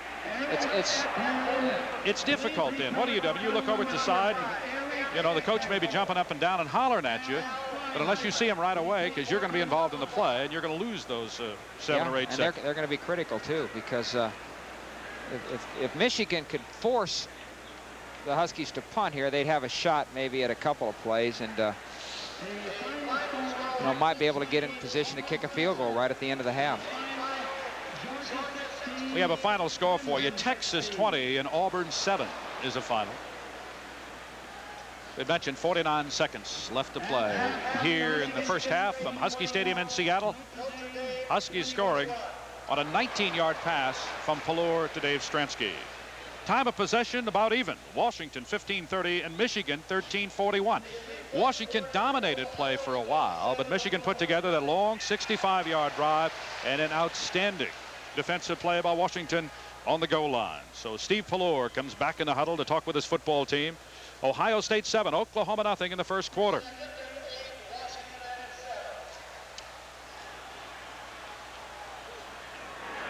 Second and 8. The ball at the Washington 7. Sterling Hines to the right side, gets the ball out to the 10 and near the 11. He's going to be short by about 5 yards the first down. Bring up 3rd and 5 for Washington as Hines picks up 3 on the play. Michigan immediately calls timeout. Now 39 seconds to play here in the first half. This is Michigan's last timeout. So the Huskies have an opportunity now just to run out the clock. How in the world can they get it back? Well, they can't. I don't think they can either. Michigan has no more timeouts, you say? No, that's it. They're out of timeout. That's it. So there's no way they can stop it anymore. That's it. A fumble. All they can hope for is a fumble. Well, the Huskies have an opportunity to run out the clock here and go into the dressing room with a 10-3 lead. What a lift to stop Michigan at the 5 just before the half and give yourself an opportunity to go into the dressing room with that lead. Yeah, from a Michigan standpoint, it was important that they get something on the board after that long drive, and they didn't even get the field goal. Would you have gone, or is that good strategy, to go for the first down and not kick the field goal with that much time left? I think you got to get something on the board. I think it was a long one. I think I'd have kicked the field goal. 39 seconds to play and a half. Huskies have a 3rd and 5 at their own 10. Michigan can't stop the clock anymore. Pelluer, handoff, Hines. He'll get the first down. Takes the ball out across the 15 to the 17. Washington first down. Well, that Washington offensive line just blew a hole through the Michigan defense that time. Well, this is a draw play to Sterling, and it's the first time they've run the draw all day, as I recall. Came at a good time. 3rd and 5. It's a tough situation for Michigan. They didn't know quite what to expect, and Sterling made a good play. The Huskies 12 first downs in the ball game so far. Hines 7 rushes for 29 yards. Had 80 last week against Northwestern. Just fall on it now, Steve. 13 seconds to play.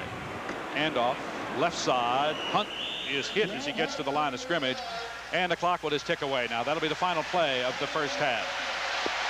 The crowd, they come alive as the Huskies lead Michigan by a score of 10-3, and we have seen a very, very good football game. Boy, and there's 30 more minutes to go, and it's going to be exciting. This is before it is over. The Huskies have really looked good, Bruce. I mean, offensively, defensively. The only question mark, of course, is their punting game. You know, they haven't booted the ball too good punting. They've only had to do it one time, so if they don't have to punt, it won't matter. But they've been very, very impressive. Washington going to the locker room right now, and we will go to the sideline where Harry Sloan has Husky head coach Don James. Here's Harry and Don. Don, 3 outstanding drives, and 2 of them you scored. You've got to be really happy with that stand down there defensively. Well, that was a big play for us. We've got to play better defensively to get back in this thing and have a chance to win. We've got to stop the long drives. Offensively, though, only one mistake put you out of it. Well, we're moving the ball, so we've got to give our offense more of an opportunity. Okay, best of luck to you in the second half. Bruce, before we throw it back up to you, we should mention that Tim Meamber, the linebacker, he was missing most of the first half. He just walked into the locker room with a walking He injured his left knee, a knee sprain. I talked to Steve Bramwell, the orthopedic surgeon. He said it is a sprain and he could be back, but from the looks of things and the way he came out, as much pain as he was in, I doubt if we'll see him the rest of the afternoon. And that's probably why Michigan was attacking that middle. The inside linebacker, Meamber, is a good one, and they knew he was out, so they went after him.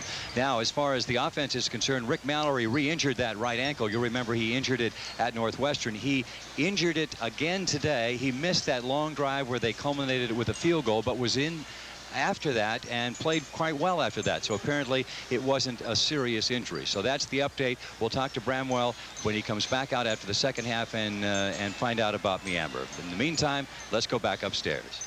Oh, Harry, it's some kind of football game, isn't it? Dr. Bramwell, what's happening in there, particularly with Tim Meamber? Tim stretched a ligament. It's not surgical, but we won't let him play again. It looks like a 1 to 3 week injury. The rest, we have some bumps and bruises, but everybody's go for the second half. Mallory's ankle okay? Mallory's going to go on. He's doing well on it. Okay, we're about to start that second half. Bruce, let's toss it back up to you. So Tim Meamber out from 1 to 3 weeks, and that has to hurt the Huskies inside because Kelly and Krakowski will be the inside linebackers. Score out of Pullman. Arizona 17, Washington State 6. 6 minutes remaining in the third quarter. You know, Bruce, we were talking about where the Huskies were ranked 16th. If they win today, they're liable to move up into that top 10. I'm sure they probably would. I would think so, too. Yeah. Washington to kick it off. Jagger to kick it. Johnson and Johnson. Gilvani, number 26. Steve Johnson, number 24. Comes the kick. High driving kick about a yard deep in the end zone. Gilvani Johnson going to run it, looking for some daylight. Gets to the 10, breaks the tackle, still on his feet to the 25 and out of bounds at the 27 on a big hit. Big hit. Tony Alvarado made a great hit down on the sideline too. He was a part of it. Vestry Jackson got the key tackle there. You know, he didn't put that one as deep into the end zone as he normally does, Bruce, but his hang time was excellent. It was so high, it gives the coverage people a lot of time to get down there, and those are tough to get out of there in good field position. However, it was a good return by Michigan. Michigan takes over. 1st and 10 now. They have the ball just short of the 28. We'll call it the 28. Third quarter just underway. I formation for the Wolverines. Interesting to see what they do. They indeed make some changes. Fullback, run on left side. Really good blocking, but he picks up only a couple of yards on the play. Takes the ball out to the 32. Greg Armstrong, the fullback, the senior from Middleton, Ohio, only a couple of yards on the play. And it will be second. And I'm going to say his knee touched the ground over the 32. It'll be 2nd and 6. Give him 4. Again, Michigan would like to be able to give to the ball to the fullback between tackles and establish some kind of a running game with him, which sets up their outside option game. And so far, they have not been able to do that. Hammerstein comes in to replace Clay Miller, their 2-year letterman, at the right tackle position. Strength to the left side. Whistle blows. Going to be delay a game against Michigan. It's going to cost them 5 yards. Now, they've had some mix-up today and trying to get things going.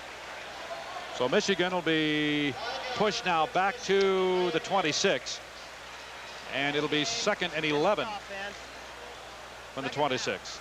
You know, an interesting matchup to watch is that Stephon Humphreys, the All-American guard for Michigan, going against Joe Krakowski from the Huskies, playing that left inside linebacker position. They're battling each other most of the time, and it's been a pretty good battle so far. 2nd and 11 for Michigan now. The ball at the 26, make it the 27. Back to throw Smith.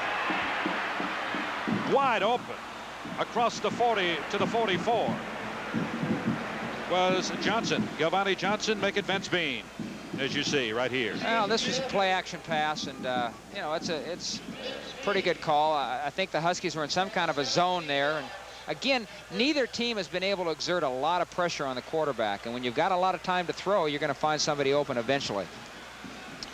So the Wolverines pick up the first down here in the second half. They put together a 65-yard drive. They got stopped at the 5 late in the first half. Huskies up in a 3-man front. Slipping to the outside is Smith. He'll run out of bounds in Washington territory at the Husky 46. And he'll be very, very close to the first down. That was an option play. They had the fullback handled. They had the pitch man handled, but they didn't have the quarterback handled. And that's the second part of the triple option that Michigan runs out of their I formation. And somebody who was responsible for tackling the quarterback was either blocked or out of position. So the Wolverines come right out and pick up a couple of quick first downs. Total offense the first half, Michigan 213, Washington 189. Well, that's added up right to now. Yeah. In the second half, we're now 13-20 to play here in the third quarter. 1st and 10, ball at the 46. Rogers hit hard as he gets to the 44. Joe Krakowski. Krakowski making the stop, number 56, as you see. He's the junior from Fremont, California. This is just the off-tackle play to the tailback out of the I formation. Krakowski from his inside linebacker position. He probably beat the block by Humphreys, pursued inside out, made a great play at the line of scrimmage. That's exactly how he ought to play it. Heck of a play. His father played for Oakland and Washington in the NFL a few years ago, 2-year letterman. The what? That other league? That other league. Remember that league? One setback. Pitch back to Rogers again. Run short side of the field. Driven out of bounds as he goes to about the 42. Fred Small made a good play on that one, Bruce. He was just being blocked man for man by the tight end, and he beat him and made the play. Just the way he's supposed to do it. So now it will bring up 3rd and 6 at the Washington 42. 2 first downs for Michigan here in the second half. Washington leads it by a score of 10-3. Again, one setback. That's the fullback in motion to the left side. Smith, time, going to run again, throws over the middle, almost intercepted and almost caught.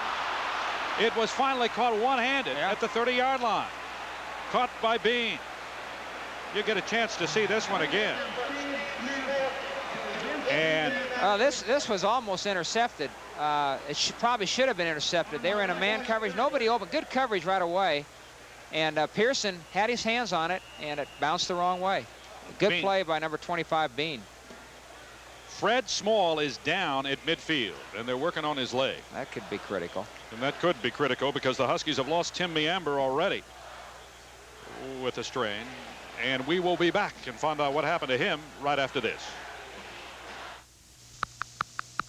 Every 10 seconds during the past year, someone, somewhere, for some mysterious reason, switched to Burger King. Switch.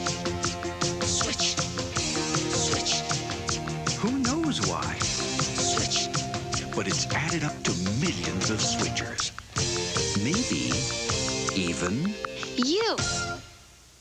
Introducing the amazing Renault Encore. Look how it feels to mold to the road with 4 wheels suspended independently. Feel it flow through hairpin curves. Look how the new Encore feels as it almost ignores gas pumps and provides front-wheel drive for extraordinary cornering. For an amazing 5755, the new Renault Encore. Amazing. the one to watch. Renault. Washington Renault Jeep dealers. The ones to watch. Fred Small is helped to the sideline, and they're working on his knee on the sideline. You see over there, Jim Mora comes in to replace him. And we have to tell you that obviously the son, our color man, Jim Mora, number 96, is in the ball game right now. 1st and 10 for Michigan. They have the ball at the Washington 30. 3rd, first down of this drive. Play action. Rogers, left side, bounces off the tackle and takes the ball down to the 26. Picks up 4 yards on the play. Make it 2nd and 6 for Michigan there. 11:56 to play here in the third quarter. Washington leading 10-3. Huskies' only touchdown coming on a 19-yard pass from Pelluer to Strensky. Michigan trying to get something going now. Side bench, there's Fred Small, that right knee. It's wrapped with ice on it. I formation, 2nd and 6. Huskies slide down, 3-man front. Option. Smith keeps. Hit hard at the 20. Oh, he's hit hard at the 20. He goes down, and you wonder how that back feels and the shoulder feels right now as he gets up slow. Here it is again. Well, they're running the option a little bit more this half than they were earlier, and the left side of the Michigan line did a good job of blocking right there. And again, whoever had the quarterback on that option, as far as the responsibility is concerned, wasn't quite where he ought to be. they seem to be doing something with the option to be taking advantage of the Husky defense. Smith, 4 rushes for 33 yards now. 3rd and 1. All right at the 20-yard line. Fullback straight ahead, gets the first down, rolls down to the 18. That was Greg Armstrong in for Dan Rice at fullback. Greg's having some problems right there, as you see. He's going to have to come to the sideline. So it's going to pick up the first down for Michigan. So the ball now moves down to the Washington 17 is where they mark it down, halfway between the 18, 17. Don James, yes, I would be concerned right now because Michigan is on the move. The Wolverines taking the kickoff to start the second half, and they are driving. 1st and 10 at the Washington 17. Hash mark left side. Smith to throw. The screen out to the outside. Got a block. Still on his feet. Down inside the 10 to the 9, and that's Rogers, his tailback. And he picks up 9 yards on the play. Yeah, this is just what most people call it a read screen. They're looking for the tight end or the split guy going down running a curl route, and if both those guys are covered, what their third option is basically the back who's flared out to the side, and it's a pretty good play. It's a widely used play throughout college and professional football. Again, you're trying to get one-on-one with the back on a linebacker. 9:50 to play, 3rd quarter. Michigan has it. 2nd and 1 at the 9. Fullback hit as he goes to the 7-yard line. May have been able to drive ahead to the 6 and near the 5 is Rick Rogers. That was a good effort by the back. Now the Huskies need to come up with another goal line stand here. Well, here we go again. Now they have it 1st down goal to go at the 5. Husky fans concerned across the way. Their team leading by a score of 10-3. Rogers, 14 carries for 52 yards so far in the ball game. Got to make something happen here. Got to come up with a turnover. Kelly, Hill, Mora, the linebackers right now. Smith on a keeper, slips and falls at the 5. It was covered pretty well. Jimmy Mora was out there and covered it well, and Smith tried to cut inside, and it really wasn't anything there as his feet go right out from under him. Again, they're trying to run the option a little bit more than they were the first half. And here again, they had all the responsibilities covered. There's a guy in the quarterback. Good job. You see Krakowski in there to fill in the hole. Mora took the outside man. So it is 2nd and goal at the 5. Rogers and Rice, the running backs for Michigan. Rogers, a hole, big hole. Just waltzes into the end zone. Touchdown, Michigan. 8:40 to play in the 3rd quarter. Michigan scores. Normally on a play like this, what happens? It's an off-tackle play, but out of the I formation, and this is one of the advantages of the I, where that guy takes the ball deep. He has a lot of time to read what's happening along the front, and normally the cutback area is what's open, and this is what happened here.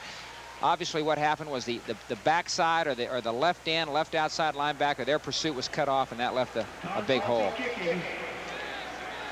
Todd Schlope in to attempt the extra point and try to tie the ball game.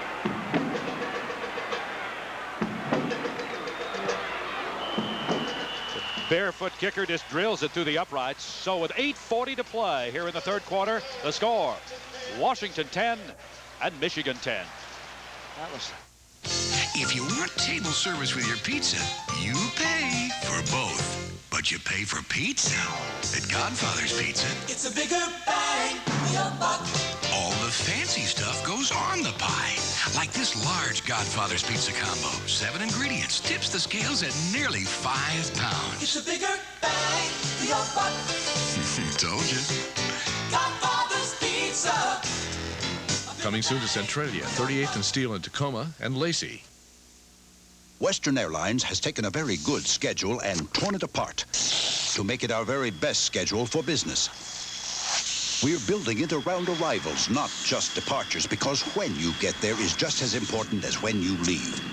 Call your travel agent or Western. Our new business schedule will make a difference wherever you fly.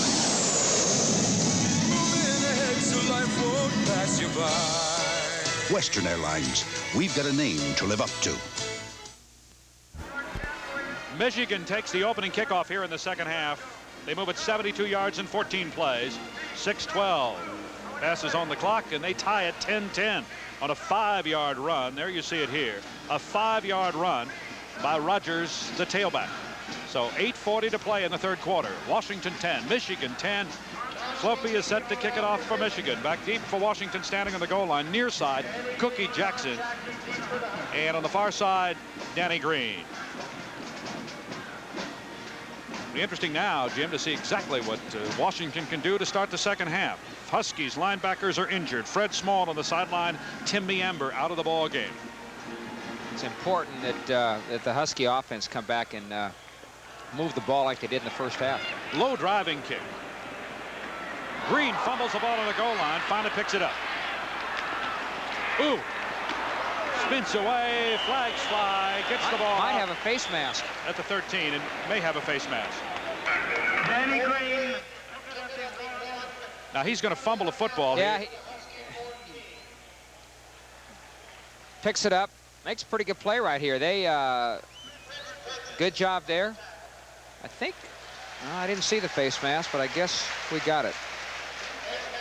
Yep. So the penalty against the Wolverines, a break for Washington now, as the Huskies will have a little more room to move the ball. That helps. And he'll tell us exactly what it is. Grasping the face mask against the defense. 5 yards. 1st and 10. Beryl Sorgan, the referee. 5-yard penalty is all. And it will be now 1st and 10 for Washington. The ball on their own 19. Penalties, Michigan 6 for 45. Washington 1 for 5 yards. Only one penalty in the ball game for Washington so far. Hunt and Sterling Hines are the running backs of Washington. Pelluer to throw. To the outside. Complete to Patterson. Breaks one tackle. Tries to get away. Still on his feet. And out of bounds after picking up the first down. Out at the 33. Mike Mowry was the man who finally ran him out of bounds. I think this is really good that they come out right after getting scored on. They come out 1st and 10 on their own, down deep in their territory, and come out throwing the ball. And good throw from Steve to Mark. And then Mark makes a great play here for some extra yardage. Gets the ball out to the 33. 1st and 10 for Washington there. I didn't know Mark was that elusive. Patterson, 3 catches for 43 yards in the game so far. Michigan 10, Washington 10. Huskies have the ball for the first time in the second half. Walt Hunt over the right side, picks up a couple of yards on the play, takes it across the 35 to the 36. 3rd and make it 2nd and 7 as he give him 3 on the play.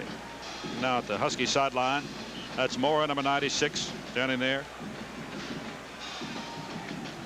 Is that Coach Hall talking to him there? Coach Hall. Tell him how to defend that option game. Exactly. I'm sure. Right. They want to talk that over. Hunt in motion to the left side. 2nd and 7. Quick pass over the middle is complete to the tight end. And that was to Larry Michael. Steve did a good job there of reading the blitz, Bruce, and hitting the hot receiver. Here, we'll see it right here. He sees the blitz coming right there. He's got his option. He's going to go right to the tight end. Great job. Good catch by Michael. Yep. Good read by Steve Pelluer. Just short of the first down. The ball at the 43. 3rd and a yard. Just a short yard. The ball at the 43. They got to make this one. They did. Straight ahead to Hunt. He gets the ball to the 45 and gets the first down. Walt Hunt behind some pretty good blocking on the left side, just powers his way to the 45. First down for Washington there. Huskies needed a first down. Want to give up the football right now. 10-10. If they can go down and get something here, at least get some good field position, I think it's going to help the defense. You know, keep them off the field a little bit, let them recover. Steve Pelluer, number 16, running the attack. The senior from Interlake High School in Bellevue. He's been very impressive so far. Pelluer to throw. More pressure. Looks again. Throws over the middle. It's going to be intercepted. And that may be 6 points. Slips and falls, and that's Mike Mowry, the inside linebacker. Flag goes down as he runs the ball back to the 40, make it to 35. Now they're starting to put some pressure on Steve. I think they realized they needed to do more of this, and they had a blitz coming, number 49. Steve probably made a bad throw there. Scrambling for his life. It's tough to see where all the defenders are, and Mallory made a good play. Trying to get to the tight end. Yep. So Michigan will take over the football, and they have it, but they're going to be hit with a penalty here And it's going to, personal foul penalty is going to take the ball all the way back to midfield. That helps the Huskies a little bit. On the return, flipping against the offense. First down. So Michigan has the football now. 1st and 10 right at midfield with the score tied 10-10. They took the opening kickoff of the second half and they drove it 73 yards, went down and scored. 15-yard return for Michigan on the interception by Mowry and a 15-yard penalty. Smith still at quarterback. He's gone all the way. Fullback. Eddie Garrett in the ball game for the first time. Picks up a couple of yards in the play and takes it to the 48. Kerry Smith also in for the second time, as Bo Schembechler now is making some changes in his running backs. As Rogers and Rice and Armstrong didn't do the job for him before, he's got Smith and Garrett in there. 2nd and 8. The ball at the 48. Huskies with some linebackers missing right now in Miember and Fred Small, trying to fill in the holes. Fullback Garrett to the 43, short of the first down by a couple of yards. That's that I formation. Again, the guy gets the ball so deep, you know. What's this, the human wave we got going here, Bruce? As Husky fans begin to come alive. Last time this happened, I think Michigan said we can't hear, and I'm not sure they're going to be able to hear right now. Big down here. 3rd and 2. 3rd and 3 at the 43. I formation. And Michigan turns and said, wait a minute, we can't hear. The officials take a timeout. An official timeout, and we'll see what in the world's going on. Would they do that because of the noise? Yeah. Yeah. Michigan will make a change.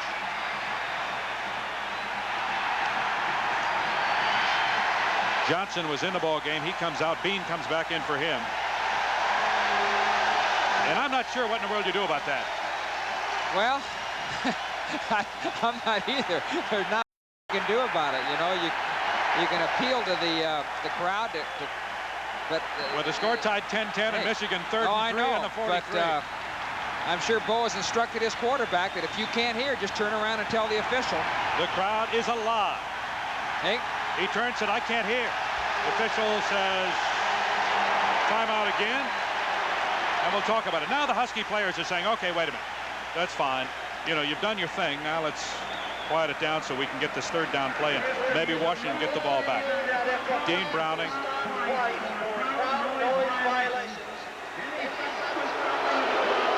I'm not sure of the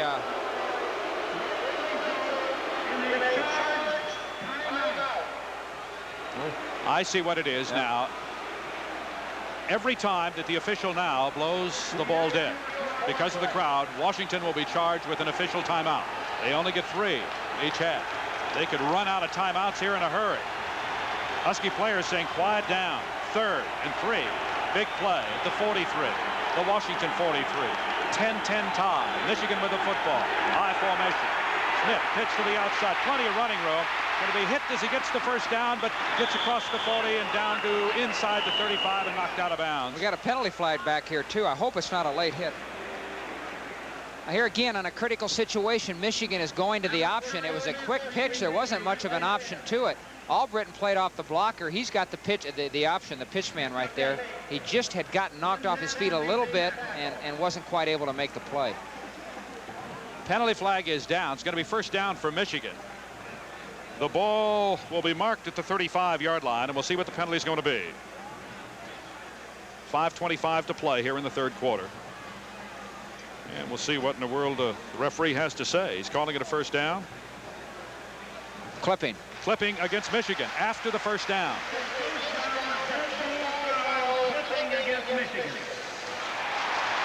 That's one of those plays that you say, you sure it didn't occur before he picked up the first down? That's an interesting play. You don't see that very often.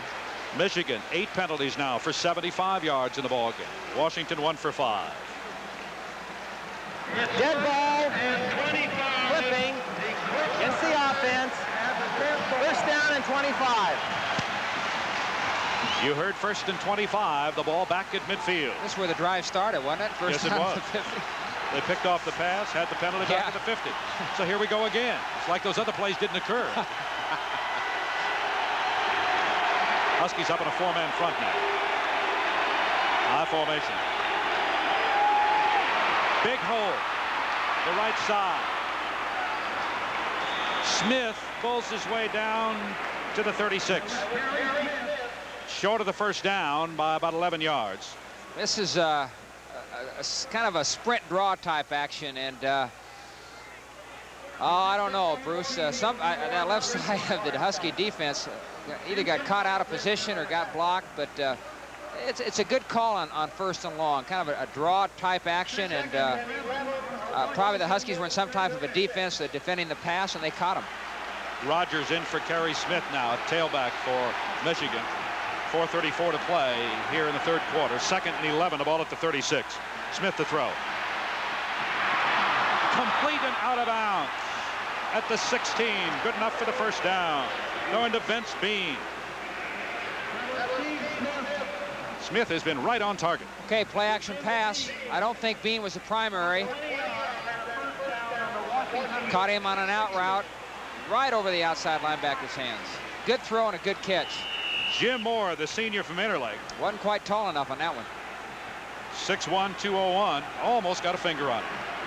1st and 10 for Michigan now. The Washington 16. Rogers and Garrett, the running back. Rogers gets to the 15, down to the 14. Huskies converging him. You see Matson's on there. Jim Moore also in on the play.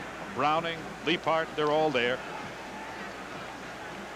I'm going to blame his mother on that pass for Bruce. She's too short. She's too short. If I'd have married a taller girl, and he'd have been taller and probably knocked that one down and intercepted it. For those of you who don't know what we're talking about, Jim Moore, number 96, is the son of our color commentator and the head coach of the Philadelphia Stars, the USFL, Jim Moore. Smith, 15 of 18, 176 yards, 9 of his last 10. 2nd and 8, the 14. Smith on a keeper. He's going to run to the 10, inside the 10, and gets it down to the 7. So Smith, who is so dangerous running the football, is just red hot throwing the ball right now against that Husky defensive secondary. Michigan switching some people in their line right now. Huskies also making some changes. I can see why not having Smith last week hurt this team a little bit against Washington State, although they won the game. This guy is really a good-looking athlete. He runs the ball. He's got a good arm. He's the key to their offense. 3rd and 2. The ball at the 8 for Michigan. 10-10 tie. 2:47 to play in the 3rd quarter. Tailback, right side, has the first down. Hit inside the 5 and goes to the 4. Driven back at the 4-yard line. Mora in on the play, along with Leapart. But good enough for the first down. Just the off-tackle play with the fullback kicking out on the outside backer. A little soft on that side. They picked it up. They recovered pretty well, but they were just soft initially. DiOrio and Miller blocking on the right side for Michigan. Big number 76, you saw that just a moment ago. Stephon Humphreys, preseason All-American. Dixon, preseason All-American, as their center. Big people in the middle of that line. First down, goal to go. The ball at the 4, the Washington 4. Michigan trying to score the 2nd touchdown of the 2nd half. Fullback straight ahead. He gets only a yard on the play. That's Eddie Garrett, the sophomore from Milwaukee. They're going to come back with the option here, Bruce, I think, in this next play. Takes the ball down inside the 4 to near the 3 is where they'll finally mark it. Washington 10, Michigan 10. The Huskies have not been able to stop the Wolverines here in the 2nd half. Michigan came out, took the 2nd half kickoff, drove it down for a touchdown. They get the ball back on an interception here and have an opportunity to score. And they're eating up most of the clock here in the 3rd quarter. 2 minutes exactly remain. 2nd and 3. The ball at the 3. High formation. Big hole. Left side. Did he get in the end zone? No, just short of the goal line by a yard. That was Rogers. Working behind Humphreys and Dixon. And James on that side. Doug James, the tackle on the left side. You see Rogers. He's 6'2", 216. He's going to bring up 3rd and goal to go at the 1. Dan Rice, the fullback, comes back in the ball game, and Eddie Garrett goes out. Huskies try to dig in. Big play. High formation. 2 tight ends in the game. Smith keeps option. Gets into the end zone as he rolls it down the right side to score, to put Michigan on top by a score of 16-10. Smith running to the outside, and you'll see it again. Again, this is the option play, and as I mentioned before, this is probably the toughest play to stop in a goal line defense. And you've got to defend the inside or the fullback play first, and you just run out of people when they get outside on you. And this is what happened, and they got the touchdown. Sloppy in to attempt the extra point. Michigan 16, Washington 10. 1:08 to play here in the third quarter. Michigan absolutely dominating the third quarter of play. Kicks up, almost blocked, but it was good. So Michigan leading Washington by a score of 17-10 with 1:08 to play here in the third quarter, and we'll be right back.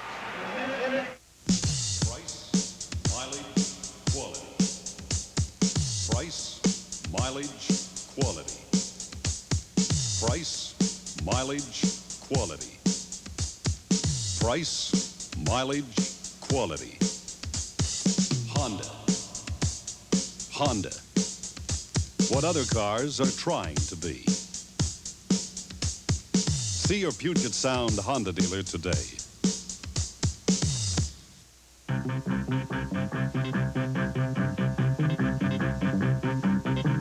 Do you know how many of these motor oils would love to make this claim?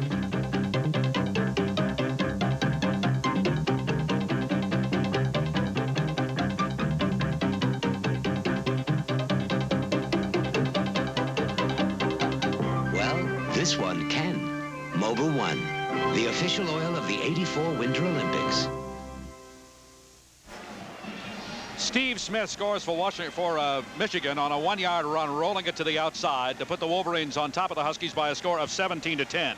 Now, time of possession. There you see, 50 yards, 11 plays, 5:32 is the time that elapsed. Time of possession in the third quarter, unofficially. Michigan, 11:44. Washington, 1:51. Michigan dominating play, blocking just a little bit better and playing just a little bit better. But the Huskies, with Fred Small and Tim Meamber on the sideline with injuries, having some problems with the linebackers, and right now they're having problems trying to stop Michigan. Wolverines to kick it off. Driving kick. It will be taken by Cookie Jackson at the 10. Hit at the 15 and falls up, as you see, up to the 18. So the Huskies will put it in play 1st and 10 at the 18. You know, you take a Meamber out of the game. He's 6'3.5", 228. Replace him with a Kelly, 6'1.5", 210. You take a Small out of the game, 6'1", 222, and replace him with Morris, 6'1", 201. You lose a little heft in there, Bruce, and I think this is the difference. Michigan taking advantage of it now. So the Husky offense, they're going to have to carry the load right now. 1st and 10. The ball at the 18. Pelluer had a pass picked off a minute ago to the outside to Jock Robinson in the game again, and picks up only a yard. Hassel on the outside linebacker position making the stop. All the starters are in defense right now for Michigan, and across the line, as you see, DeFelici and Sincich, Brooks, Hassel, Bourne, Mowry, and Lyles. Husky fans concerned. Lott, Hewitt, Cooper, and Cochran in the ball game for Michigan. Straight ahead, nothing there on a 2nd and 8 play as he gets to the 20, maybe back to the line of scrimmage. So it brings up a 3rd down, 3rd and 8. Breno DeFeo was carrying the football for Washington. So the Husky offensive line's going to have to dig in and blow some holes out of that Michigan defense. Pelluer looking to the sideline now. 3rd and 8. The ball at the Washington 20. Michigan up now in a 4-man front. Whistle blows. And that's the end of the third quarter as the clock ticks away to 0-0. So as time ends, the end of the third quarter, the score, Michigan 17, Washington 10. Solid oak. Sturdy cause it's Northern Appalachian. Solid oak. Clear as a Minnesota morning. Solid oak. great old American tradition, solid oak. Solid oak. That's why we're picking up the right tree. Solid oak. And made right in our factory. Solid oak. From the mighty northern oak forests comes the long-lasting beauty of natural red oak. And here at the Solid Oak Factory, we've made it a tradition to create rich, handcrafted furniture at down-to-earth prices you can afford. Beautiful, hand-rubbed solid oak furniture for every room in your home. Solid oak. A great old American tradition. Solid oak. That's why we're picking out the right trees. Solid oak. And made right at our factory. Solid oak. Beautiful, affordable, factory direct furniture from tree to you. Solid oak.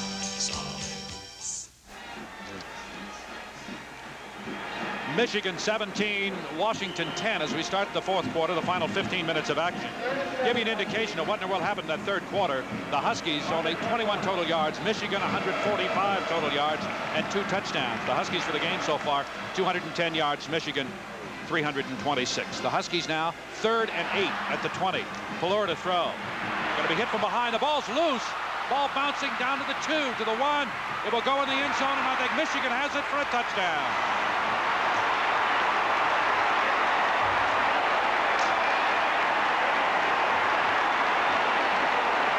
Steve Pelluer back to pass. Was hit from behind. The ball bounced loose.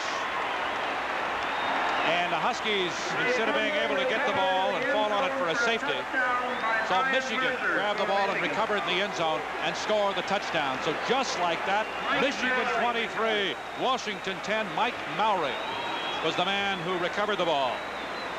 Junior from Del Cobb, Illinois. Looked like Dotson was trying to fall on it in the end zone, which would have been a safety for Michigan, but the ball bounced out of there, and the Michigan guy got it for the touchdown. Oh, when it rains, it pours, doesn't it? It certainly does. Well, Don James, yes, I would be concerned right now with what's happened here in the second half. Slopey, number 99, in to attempt the extra point, and just like that, 23-10 on the first play of the fourth quarter. Slopey can make it 24.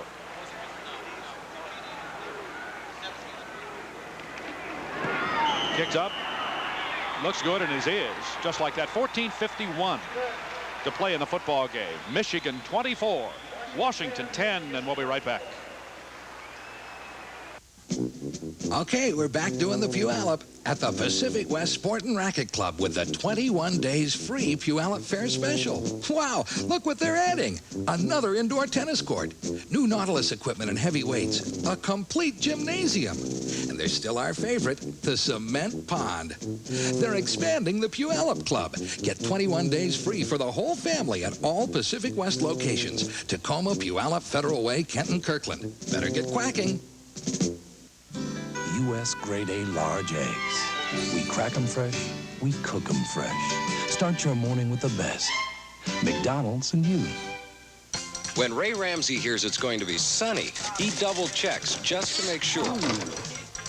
Satellite says no rain. No precip on the radar. But just before his forecast, he makes one final check. Aha! Ray Ramsey weather at 5, 6:30, and 11. If you remember last week, Washington didn't turn the ball over at all. Played a perfect ball game as far as turnovers were concerned. Well, here 3 Washington turnovers have led to Michigan scores. 2 touchdowns and a field goal. Hunt had a fumble early. Pelluer an intercepted pass, and Pelluer now a fumble recovered in the end zone for a touchdown by Mike Mowry. I think 24-10 in favor of Michigan. When Harry interviewed Bob Stoll, the offensive coordinator, on the sidelines before the game, Bruce, Bob's comment was that in a game like this, the team that makes the least number of mistakes will probably win. Well, there it is right there on your screen.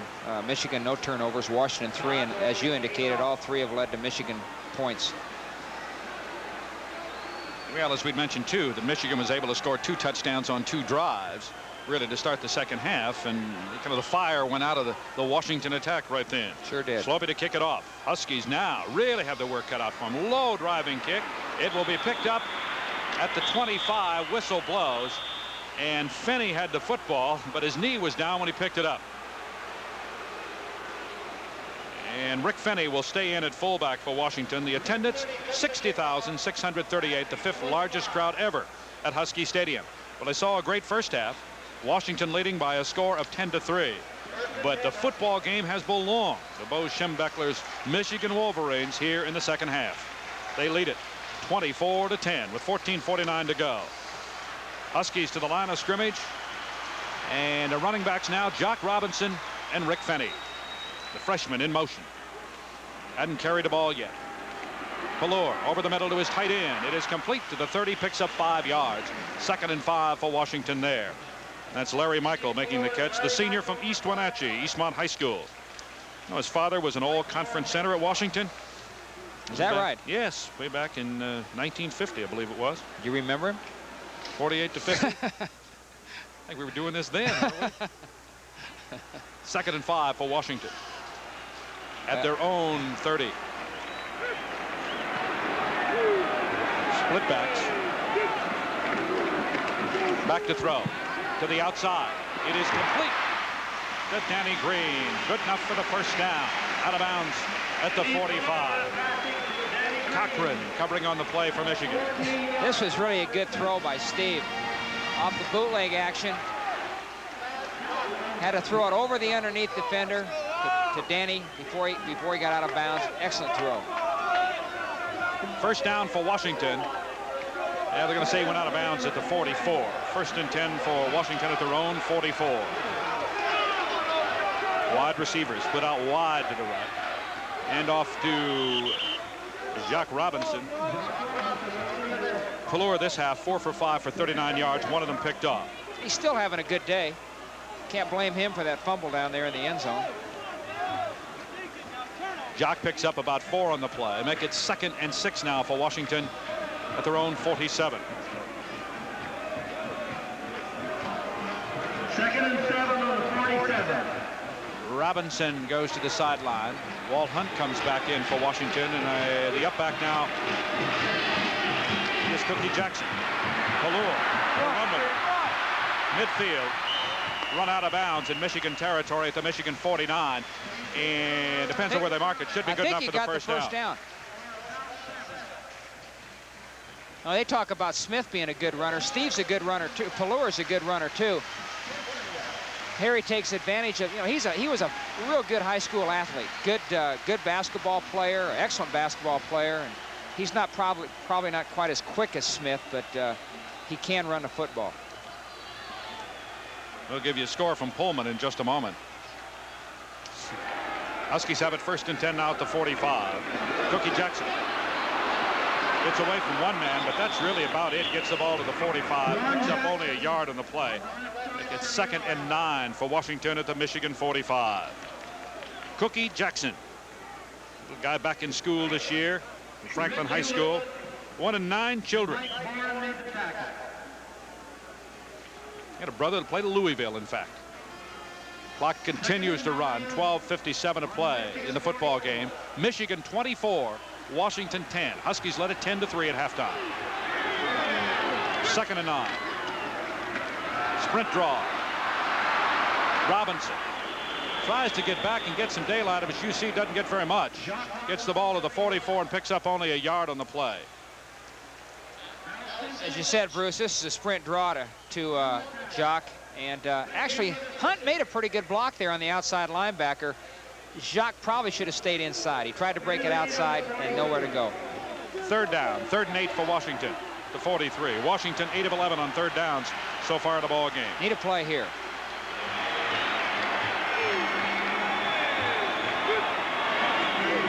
Pelluer will throw. Great catch. Good for the first down to the 27-yard line to Danny Green. Brad Cochran covering on the play, but Danny Green, great concentration and a great catch. Here's an end zone shot of it. Play action to Jacques. A lot of time, good throw, great catch by Danny Green. Pretty well defended, as you can see right there. Just a great catch by Danny Green. Keeps the Husky drive alive. The ball now at the Michigan 27. Huskies need to get a score on the scoreboard right now. 11:54 to play in the game. Michigan 24, Washington 10. Walt Hunt, nothing on the right side. He is hit hard. He gets to the line of scrimmage. The whole left side of that defensive line. DeFelice, Sinchez in there, along with Hassel and Boren. So 2nd and 9 to give Hunt only 1. The ball at the 27. 11:25 to play here in the football game. Michigan dominating play in the second half, leading now 24-10 after the Huskies won the first half 10-3. Pelluer throwing complete to Hunt. Fights his way to the 22. Short of the first down by about 4 yards. Hewlett making the stop for Michigan from the strong safety position. I'll tell you, the Michigan line is doing a little bit better job of rushing Steve this second half. And Steve felt a little pressure right there, had to scramble out of the pocket. Hunt makes a great second effort right there to pick up, 3 or 4 extra yards. Here we go, 3rd down again, 3rd and 4. The ball at the 22. Huskies split backs. Jock Robinson back in the ballgame. Pelluer looks to the outside. Throws. Man's there for the first down. Great catch by Patterson on the outside. They'll mark the ball at the 14. Here again, to me, this is a great play by Steve Pelluer. 3rd down. He had to get the first down. Right on target. Good catch by Mark Patterson. That's the kind of performance you need out of your quarterback. In the clutch downs, you got to come through. Pelluer has completed 5 consecutive passes for 47 yards since that interception. Senior from Interlake looks over that Michigan defense. 1st and 10 now. The ball at the 14. Pelluer to throw, going to be hit from behind, but he throws complete to Danny Green inside the 5. They'll mark it all the way down at the 3. Here again, another mark of a good quarterback here, Bruce. I'm sure he feels the pressure coming in right there, but hangs in the pocket, just stays in there and waits for the guy to get open and throws a good pass for the first down. Good play by Steve. Not quite a first down, 2nd short. 2nd and about a yard. The ball at the 4. Hunt. He's going to get down now to the 3. They originally had the ball marked at the 3 and then moved it back to the 4. I think they changed their mind. He moves down to the 3. DeFelice making the stop. The senior from Trenton, Michigan. Walt Hunt looks to the sideline. I'm really impressed with Steve Pelluer on this drive. He's come back from the interception, and I don't think he's thrown an incompletion, has he? Yes. 1st down, goal to go for Washington at the 3.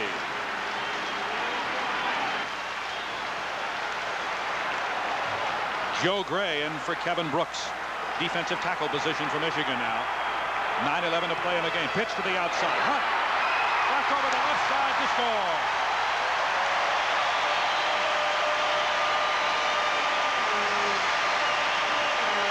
Hunt runs right through Boren and Mowry on the play to score. They get the Huskies right back in the ball game. This is a toss sweep around the left side. Hunt sees an opening inside, hits it up in there. Good blocking by the left side. Mallory, Maurer, good blocking. Knocked him off the ball, and there was a crease in the defense, and he took it in. Jagger in to attempt the extra point. See the pass from center. It is jet perfect with 9:06 to play. Huskies right back in the ball game. Michigan 24, Washington 17. It isn't over. No, sure isn't. Great. At the age of 3, he was building skyscrapers. Is it skyscraper, Daddy? Yes, it is, son. And at 10, penthouses. Kenny, it's dinner time. By 18, he was working his way through college. Kenny, 2 specials and number 6, hold the onions. Before he knew it, he was out in the business world. Thank you.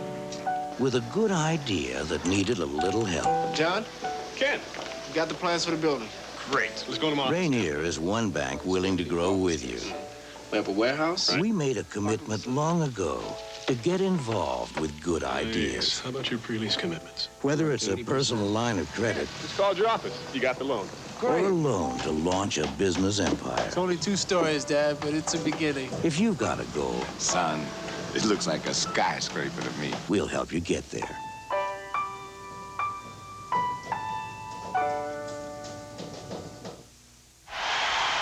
The Huskies move 75 yards on 13 plays, as you see. Walt Hunt takes it over from the 3 as Washington gets right back in the football game.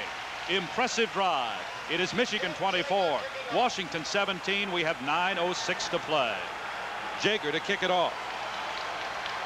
You know, if Steve can keep throwing the ball like he did on that drive, they can eat that yardage up pretty quick. Here's a kick. And he drills this one out of the end zone. Now you think this Husky Stadium crowd's not going to come alive. Washington pumped up. Third quarter. Didn't seem to be that enthusiasm, that feeling after Michigan was able to drive on a couple of times. They'll get jacked up again now, Bruce. You see that Washington crowd of over 60,000. Fifth largest crowd in the history of the University of Washington, 60,600. And the cheer now in the background. Defense. Key series right here. If they can get them stopped here. Maybe come up with a turnover. Michigan with Smith, Rogers, Armstrong in the ball game. High formation. Smith back to throw. Not going to keep it on the ground. Flips it to the outside to Rogers. He's at the 20, 25, 30, 35. Gets it up to almost the 40-yard line. Stopped at the 39. The ball was loose, recovered by Washington, but as you see, it had been ruled dead at the 39. That's that little screen play to the halfback that they've thrown fairly effectively all afternoon. Puts a lot of pressure on the defense. Got a blocker out in front of the back. You got to get some pursuit. Huskies playing with some major injuries to their linebackers. To Fred Small, to Tim Neember. They're on the sideline right now. Smith, option, pitch.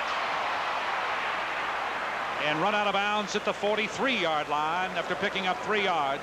Make it the 44. They're going to say he didn't step out of bounds until the 44. It is 2nd and 6. And that was Smith. Kerry Smith. Smith, the quarterback, 16 and 19 so far thrown the ball today, 195 yards. He has 40 yards rushing. Pretty good day for guys been hurt. Certainly is. First start this year for Steve Smith. Michigan playing Wisconsin next week. Huskies need to come up with a defensive play now. They talk about breaks in the ball game. They need it now. Tailback. Pretty good hole over the left side and very, very close to the first down. Out near the 49. Kerry Smith, the senior from Grand Rapids, Michigan. 2:40 to left to play in Pullman. Now, we thought this might be a pretty close football game. Arizona 45. Washington State 6. Arizona looks like they're better than everybody thought they were going to be. Oh, they are for real. Question about that. Dan Rice in there. He comes out of the ball game. The Huskies do need a play comes here. Back in. Saw the Husky bench. They're happen. concerned. 1st and 10 now for Michigan. The ball at their own 49. 8 minutes exactly to play. Hit behind the line of scrimmage is Armstrong. Good defensive play by the Washington Huskies then as Michigan loses a yard on the play. Cutback play by the fullback. Excellent play by the left side. Number 96, Jim Mora, senior from Interlake. Making a fine defensive play. And you talk about pressure on a young man. He moves to a new position this year, and now he's playing against one of the best teams in the country in Michigan. 7:30 to play. Husky crowd alive. Michigan leading 24-17. It is 2nd and 11. The ball at the 49.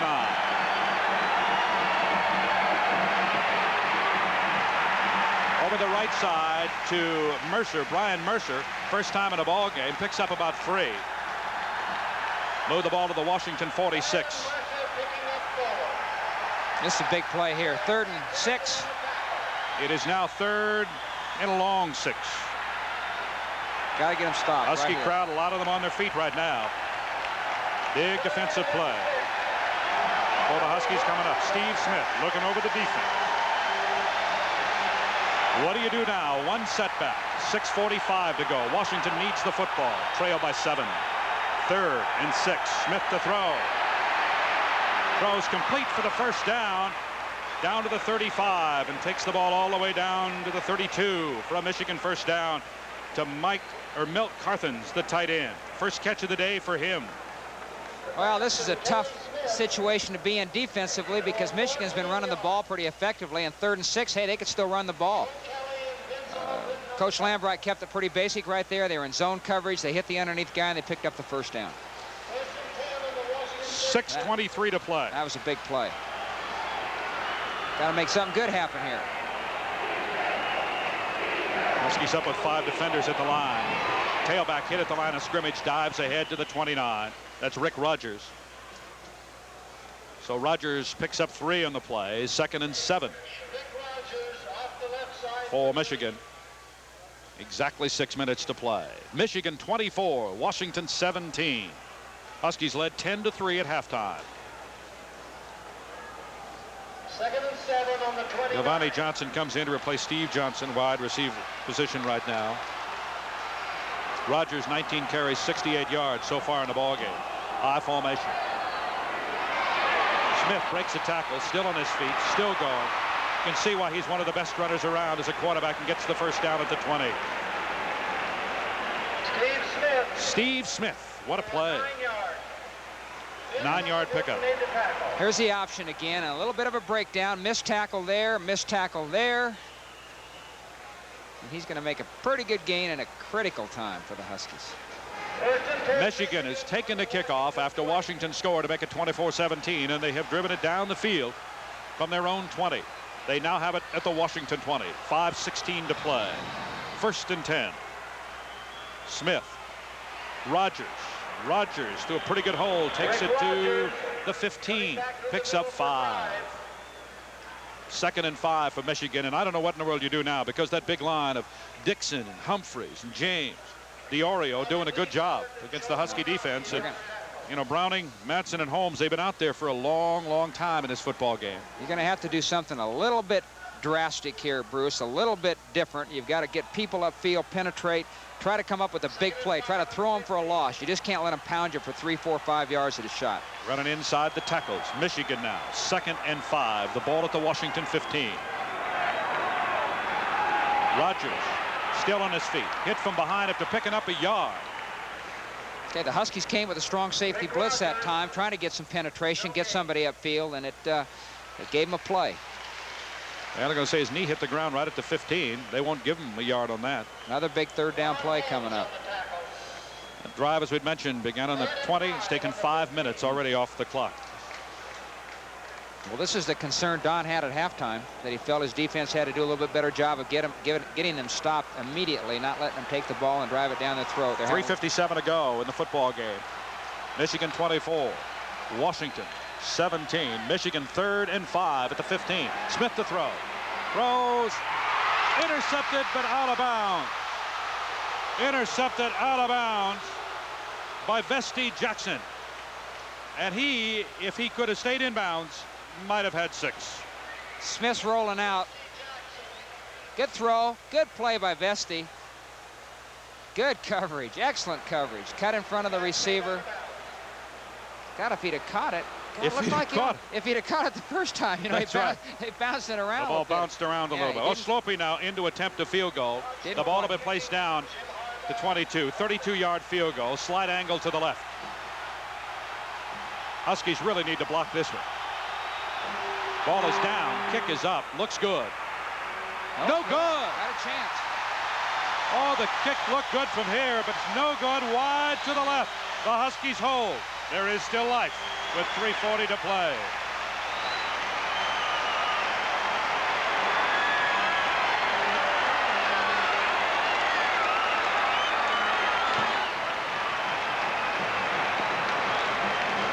You need a senior quarterback now to run a football Yes, team, and that's exactly what Washington has. Exactly. They got a guy that's been through it, knows what he's doing, felt the pressure. Second time Michigan has driven 65 yards with no score in the ball game. Slopey missing the 32-yard field goal. Michigan ran off 5:26 on the clock. Breno DeFeo in motion. Cookie Jackson, the other setback. Throw over the middle. Complete to Larry Michael at the 30. Just short of the first down. Again, very close. This was a case of Pelluer reading the blitz. As soon as it happened, he read the blitz and hit what they call the hot receiver, the tight end, who was being covered one man-on-man by the safety. And it's an easy 8, 9, 10 yards. Second and the nose of the football with 3:13 to play. The ball at the 30, the Washington 30, one setback. DeFeo will get the first down. Going to be hit as he gets to the 31. First down for Washington. They'll stop the clock as they move the chains on the far side. Bill Bissell, you see in the center with his Husky band all cranked up here. You think they're excited? First and 10 for Washington at the 31. Michigan 24, Washington 17. Huskies with the football with 2:51 to go in the ball game.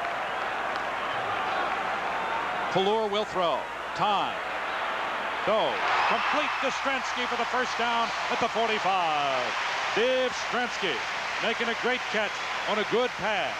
The Cedro Willie Sr. Like you say, Bruce, you need a guy now at the quarterback spot that can hang in there. A lot of poise, a lot of cool. Look at him, looking over the coverages. Good throw. Steve Pelluer, 21 of 27 for 216 yards in the ball game.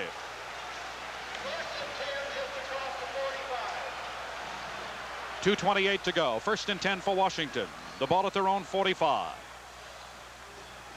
Hunt in motion. Pelluer back to throw. Throws to his tight end, Michael. Very close to another first down at the Michigan 45.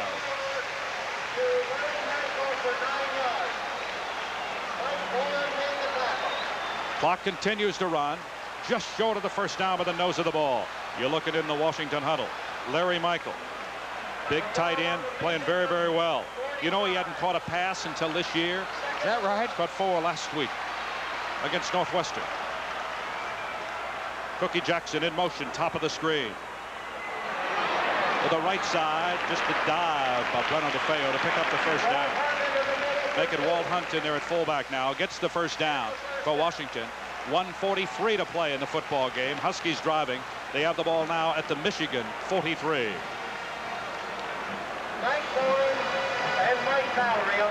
Michigan takes out a linebacker, and they put in another defensive back. Tony Gant comes in. 5 defenders now.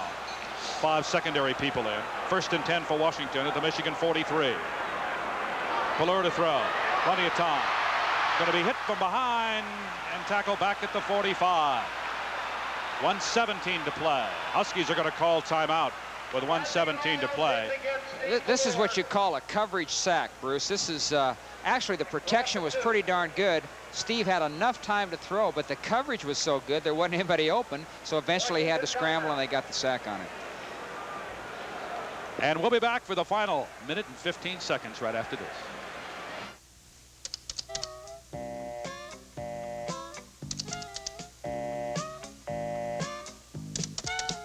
Each year, American companies lose millions of dollars in productivity because of their phone systems, when all they have to do is call GTE.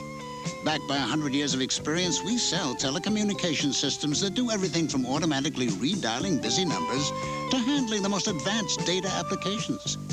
Isn't it about time you gave us a call? Have some Ritz, something fun at the Puyallup Fair. There are so many new things to do there. You can gobble up a scone, just a dripping jam. You can win yourself a prize, even cuddle a lamb. You can look at the cows and the pigs and the chickens, ride the roller coaster and scream. For a heck of a time, come rain or shine. Have some Ritz, something fun at the fair. Ritz, something fun at the Puyallup Fair. You talk about excitement. We have 1:15 to play in the football game. Michigan leads Washington 24-17. Huskies have it 2nd and 12 at the Michigan 44.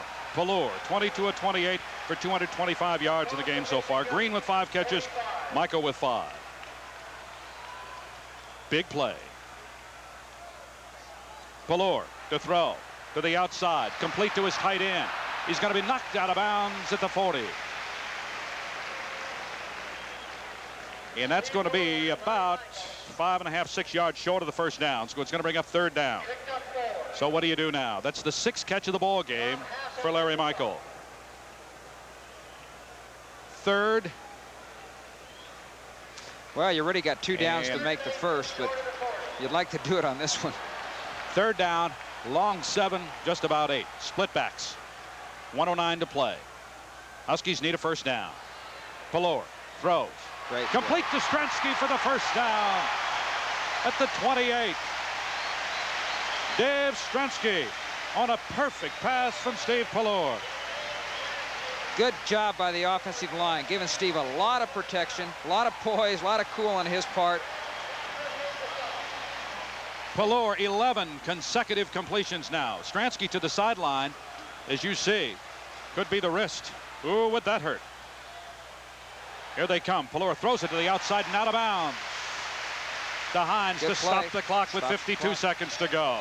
He picks up 3 yards on the play. 2nd and 7, the ball at the Michigan 25.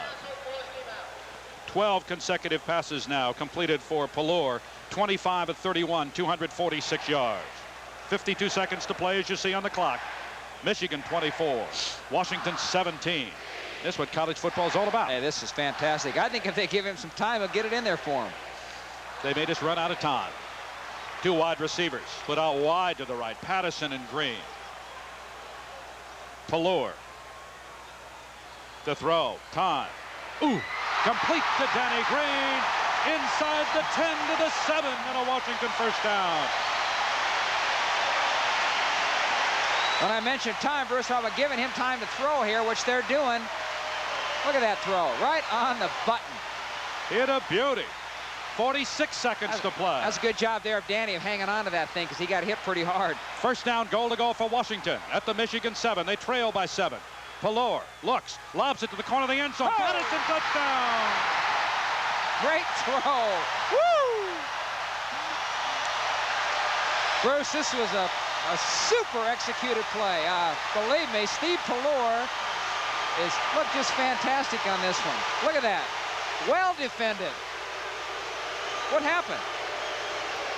What are they booing here? Oh, they're going for... Steve Pelluer has completed 14 consecutive passes. He lobs the ball in from the 4, or from the 7, I should say, to Patterson for the touchdown on a perfect throw, as you saw. Now, the Huskies will go for the win with 34 seconds to go. Michigan 24, Washington 23. That's Ray Dorr on the right. He's the quarterback coach at Washington. Don James talking with Steve Pelluer. We said at the beginning of this drive, you need a senior quarterback. You need someone with poise. And that's exactly what he did. That's exactly what he did. Pelluer, 27 of 33 for 271 yards. You can't ask for a better performance. It's a great day by Steve against a Huskies move 80 yards in 11 plays in 3:06 to score. 34 seconds left on the clock. Michigan 24, Washington 23. Washington winning the first half as you look at Bo Schembechler on the sideline, and he said, what in the world happened to my defense? I had a 24-10 lead. I probably wanted to play somebody else other than Steve Smith. But the Huskies came back to score. Here they come. They're going for it.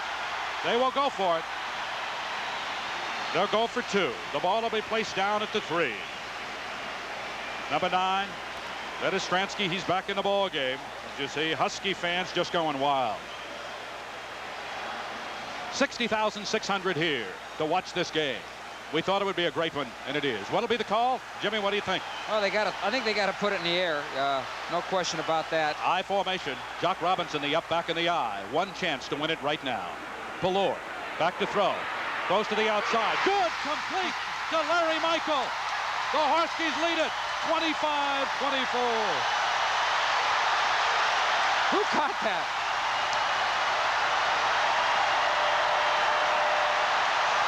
I can't, Michaels, huh?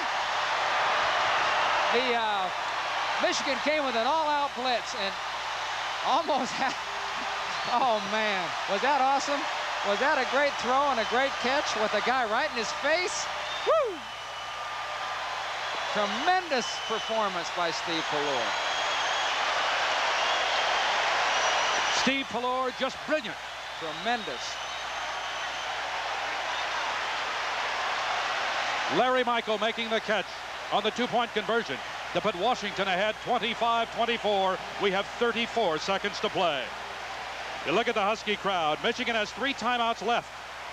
Here it is again. Watch the outside linebacker in the top of your screen right there, right in Steve's face.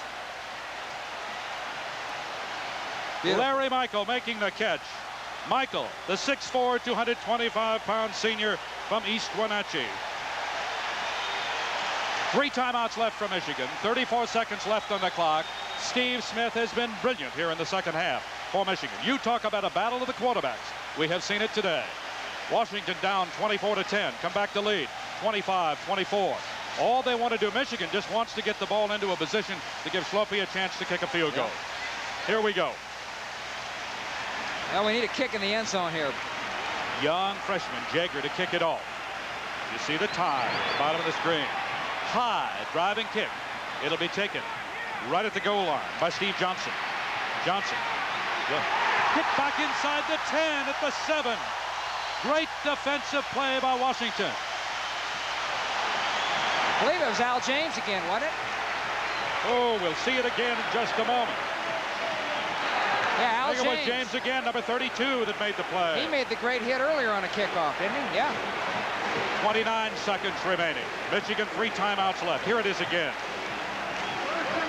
Number 32 is the man to keep your eye on. There he is, right there. Just comes flying through to make the stop. So here we go. Wide receivers left and right. The ball back at the 7-yard line. The Michigan 7. Smith to throw. In his own end zone. No pressure. Throws over the middle. It is complete. Out to the 20. To the 25. To the 26-yard line. To the tight end. 20 seconds to play. Now they'll move the change. Washington gets up. That was to Bean instead of Nelson. Good for 18 yards. Michigan takes one of their timeouts. They have 2 left. Washington 25, Michigan 24. 20 seconds remaining in the football game. And a Husky defense, it's lost linebackers, struggled in the second half here. Going to come together with a young kid named Kelly and Kurkowski, Stewart Hill, Mora. Suns played well.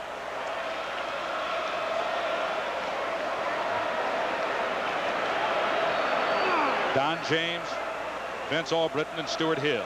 A couple of veterans he's talking to right there. Kurkowski, Robert Leapart. He has more experience than anybody else there. Talk to that defensive secondary now. Michigan. See the Husky crowd now with 20 seconds to go. Washington 25, Michigan 24.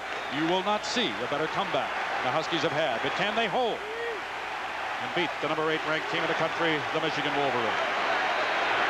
First and 10 for Michigan. The ball at the 26. Smith to throw.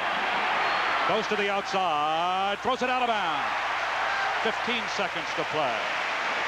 Dusty Jackson and Jim Mora back covering. Well, Steve Pelluer. Oh, I'll tell you. There's the guy. That's the man today. Steve Johnson going to be going in the ball game here in just a second for Michigan. Bo Schembechler trying to come up with a play. Washington 25. Michigan 24. Washington leading 10-3 at the half. Fell behind 24-10. Only come back and grab the lead and go ahead on a 2-point conversion. Just a moment ago. 15 clicks left on the clock. Smith to throw. Second and 10 at the 26. Throws to the outside. In and out of the hands of the intended receiver. Incomplete. He is really thrilled by Kurkowski on the far side. 9 seconds to play. 3rd and 10 for Michigan.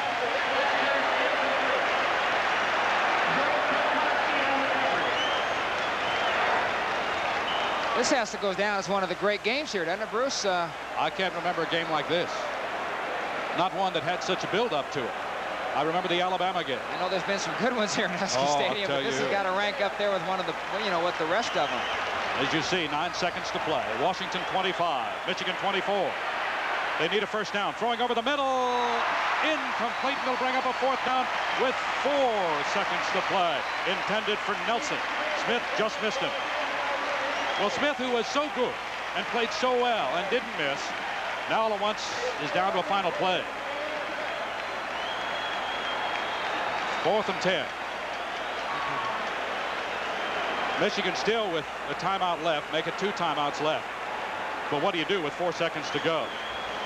Another Johnson comes in, Gilvani Johnson. Well, there's no way you can go for the first down and stop the clock now. You got to go for it all. Huskies have defenders all the way back at their own 45. You play home run right now. Don't let them. First down. Smith to throw. Here it is. Throws deep to the outside. In and out of the hands of the receiver. Clock goes off. The Huskies win it 25-24.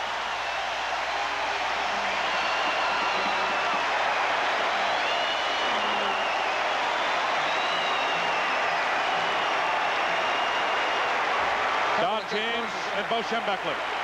Don James now 2-1 against Bo Schembechler. First time he's ever beat him. First time he's ever played him out of the Rose Bowl. Washington coming from 14 points down to win it 25-24. Incredible football game. What did Jimmy? Oh, just one of the best I've ever seen. You know, I thought that Michigan, which they did, they had the momentum going there at the end, or after that tremendous third quarter that they had. But the Huskies rallied from the fumble and the touchdown in the end zone and came right back on the next drive to go right down, I think 75 yards and score, and got the momentum back. Tremendous performance by Steve Pelluer. It certainly was, and we'll be back to talk about the ball game. No, we have Steve Pelluer on the sideline right now with Harry Sloan. Harry? I tell you, it's just electrifying down here, Steve. That was one of the most amazing drives I've ever seen. 14 consecutive passes on 2 touchdown drives. Your feelings right now? Shoot, I don't think you can explain it in words. I mean, just the cohesiveness of this team, the youngness, and it was just a great victory against one of the greatest teams in college football, and that's about all you can say.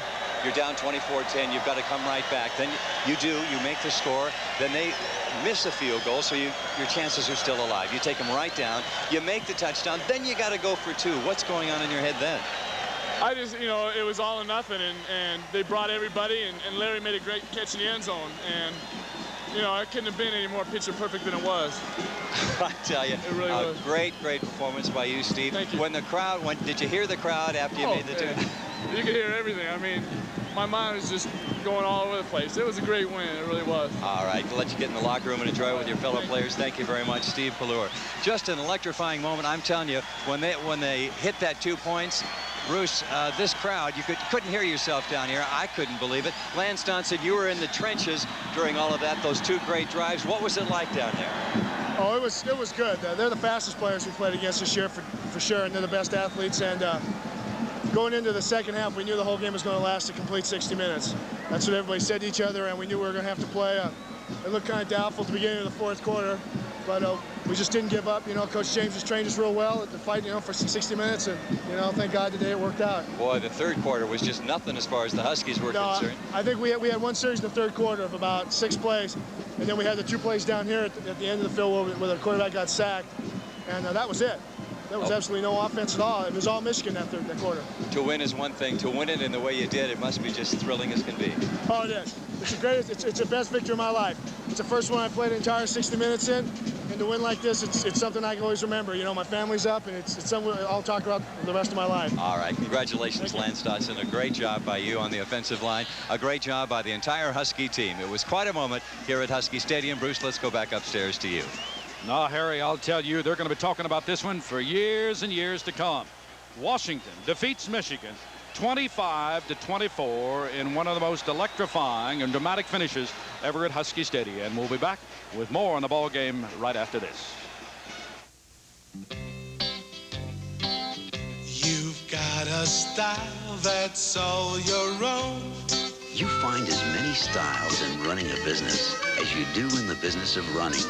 At ONB, we'll make every effort to bank your business in the one style to which it's committed. Not ours, yours. At ONB, we like to do it your way. That's our style. Old Man Winter here for Shucks Fall into Winter Sale. Here's a cool one. Haviland Motor Oil. With Shucks everyday low price and Texaco's rebate, only 53 cents a quart. Your choice of 1040 or 30 weight heavy duty. And you wouldn't change oil without changing your filter. So Fram oil, air, fuel, and transmission filters are 40% off Shucks everyday low price. Shucks Fall into Winter Sale. Shucks Auto Supply. Be real soon. coming Sunday, September 18th. He's coming right at us. Meet a new breed of lawman with an old brand of justice. Let him hear him and hang him. That's the way. Get him up, Scout. They're calm. Get back here! They're cool. Tell him Hardcastle's here and I want out. They're the good guys who finish first. Does anybody like you? I hope not. Hardcastle and McCormick coming Sunday, September 18th. That special feeling on ABC.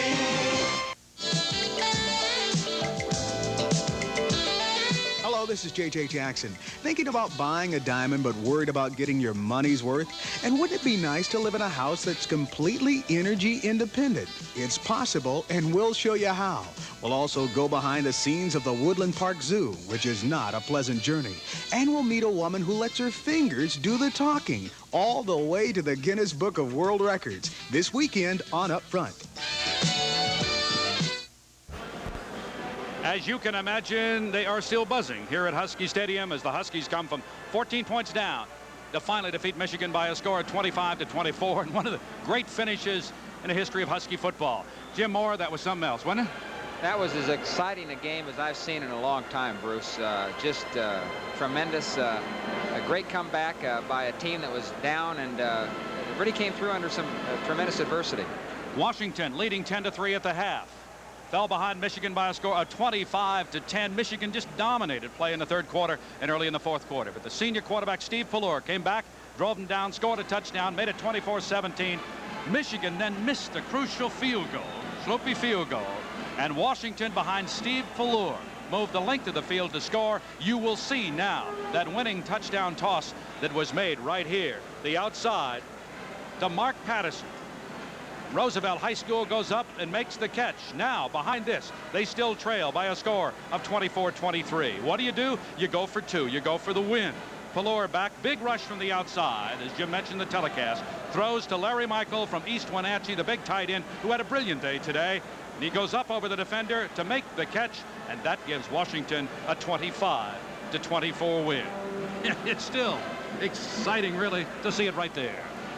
Yes, it is, Bruce. There's no question about it. You know, Steve Pelluer had a fantastic day, and we said earlier that the key to this team, the key to the success today and in the future is probably going to be the year he has, and he's certainly off to a good start. He certainly is. 27 of 33 for 271 yards and a touchdown for Steve Pelluer today. Now, that's some kind of performance, and Washington needed it because the Huskies finally got it turned around, got their offense going when they had all the problems with the defense, because defensively, Tim Meamber and Fred Small out with injuries, and they had to fill in. Your son, Jim Mora Jr., came and played very, very well during the ball game, in the late stages of the ball game. Key part of the defense.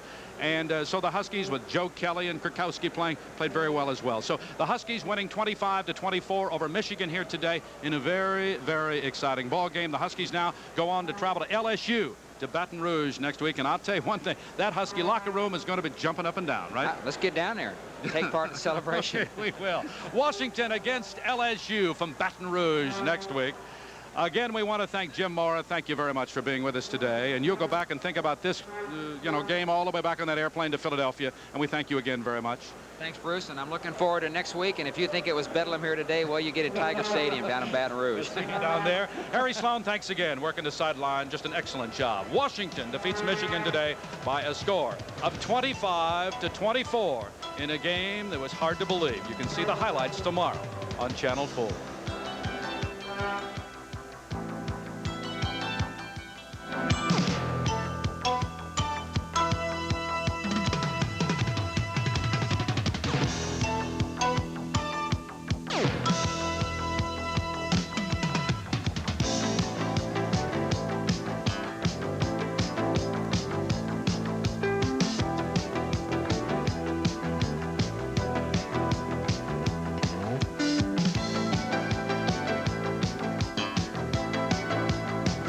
You miss one they're going to be talking about for a long, long time. And if you haven't heard, Washington beat Michigan by a score of 25-24 in a dramatic finish. And Don James, you still have to be shaking your head saying, I don't believe we really did it, I would think. Well, I would say that the odds are pretty stacked. They're pretty well stacked against you if you're down 2 scores with 9 minutes to go. But again, Steve just did a great job. The total offensive team, everybody involved, the competitors, the coaches, was just an incredible fourth quarter. I guess that's the only way you can explain it. You get down to that final drive. I mean, he completes, what, 15 out of 15, the final 2 touchdowns after throwing that interception. And you get down to that final 2 points. Now, what was going through your mind? Was that, I mean, no question you were going to go for 2 in the win. You weren't going to go for the tie. No, those decisions are really made early in the week. We hammer those things out. In non-conference games, we'll generally go for a win. In conference games, if you haven't got a defeat, it's a little bit better for you to get a tie than a loss. So we'd probably, if that would have been a conference game, going for the tie. Some kind of football game, though. Was it the kind of game that you thought it would be, though, between you and Michigan? Steve Smith made a difference, though, didn't he, for Michigan? Yeah, I don't think it would have been quite as tough on our defense if Steve Smith had not have played. He really took over. I mean, he made big plays running the ball, directing the offense, calling checkoffs, running to our weaknesses, exploiting some of our weaknesses, and then, of course, throwing the ball. What are your feelings now about the fact that Michigan ends up scoring 24 points against you? Because your defense shuts out Northwestern the week before, and Michigan able to move the ball at sometimes would seem like relative ease. Well, first of all, you have to go back and try to break it down a little bit. And the defense did only give up 17 points because that one touchdown was put on the board against the offense. The other thing, we were fortunate they went for a 4th and 2, which I'm not sure I would have had enough nerve to do that. We got off the hook there. That probably should have at least had 3 points. But in that first drive in the third quarter, that was a key third down play in there, we had an interception. And we lost the interception, and not only did that, you know, we tipped the ball into their hands, and they kept a drive going for a touchdown. So there, you know, you look for plays like that and say, where could we have gotten out of the drive? We let them off the hook on a 1st and 25. We let them off the hook on a 3rd and 20. And so our defense, obviously, is going to have to play a lot better than that. Oh, but to beat Michigan, beat them at home, in the time when you and Bo, I know, are the deans of coaches in your conferences, big win and a lot of fun for you, I'm sure. Well, a big day is kind of what it's all about, when you can get a full house and get a name opponent and go out and have a competitive football game. And that's the excitement, and I think that's probably why Bo Schembechler and Don James stay around this game. It's a fun game. Fun game yesterday, and we'll have the highlights for you in just a minute. Good. The Huskies win the toss. They elect to receive. Soapy to kick it off. It's going to go to Danny Green, and he'll take it about at the 1. He'll run it back to the 21. As you see, he's up into there pretty good. So the Huskies will put it in play 1st and 10 at their own 21. You come right out throwing a football, Don. Well, we start with this little tight end hook, and Michigan put it in for us. We've been running it a lot, and I think they saw it and liked the play, so, you know, they ran it. Their tight end had a great time with it, too. That's Larry Michaels for 7. Up the middle, Hunt dives for 2. Now, he carried the ball 12 times in the game, more than anybody else. Yeah, we had a lot of short yardage situations, and, you know, of course, here we go with a quarterback sneak on a 3rd and 1 with Steve Pelluer. Huskies get the first down, their first down of the ball game. 1st and 10 now at the 32. Now, defensively, they doing anything different than what you expected? No, they've been pretty consistent over the last 10 years. They're a slant team. They'll line up in an angled slant. They're a pretty good defensive team. They're a little younger than they've been. They'll get better. Pelluer to Hunt, incomplete as you see. So it brings up a 3rd and 10 at the 32. Pelluer again to throw. This is a great intermediate pattern that our coaches put in for Michigan. It's one off of the Larry Michaels hook that we threw in the first play. Now you see Larry Michaels go down the hook right in front of that linebacker. Now he's reading right through Steve. There's Larry. See him right there. Okay, now in the intermediate zones, about 15 yards, is Dave Stransky. So the Huskies get the first down at the 48. And Pelluer, just a brilliant day yesterday. Hines for 5 up the middle. It's a trap play, and Brosey and Mallory made excellent hits. And, you know, a lot of people in that last play may wonder why, you know, the safeties weren't there, but we had our split end driving deep. Now, you fumble away the football right here. On 2nd and 5, the ball just gets away from Hunt, and Michigan's going to take over. Great field position. 1st and 10 at the 46. It's really hard to tell what happened there. It was, and we didn't have a slow-mo replay of it either, so we couldn't isolate on it. You know, Steve had plenty of time to get the ball in there, so I just, you know, it's a simple handoff play. 2nd and 9. Smith, Steve Smith. He completes to Nelson, his tight end. As you say, they like to throw the tight end, too. Well, that was a bootleg, and our linebackers were really frozen there as he faked. See him fake there? See, now our 2 inside linebackers have to stay there with that fake. Now Smith comes out, and now you'll see Nelson, the tight end, just dragging it, and there's just a big hole. Smith starting his first game since he was injured in the Rose Bowl against UCLA. And he injured his shoulder again in practice this fall. So surprised to see him play the whole ball.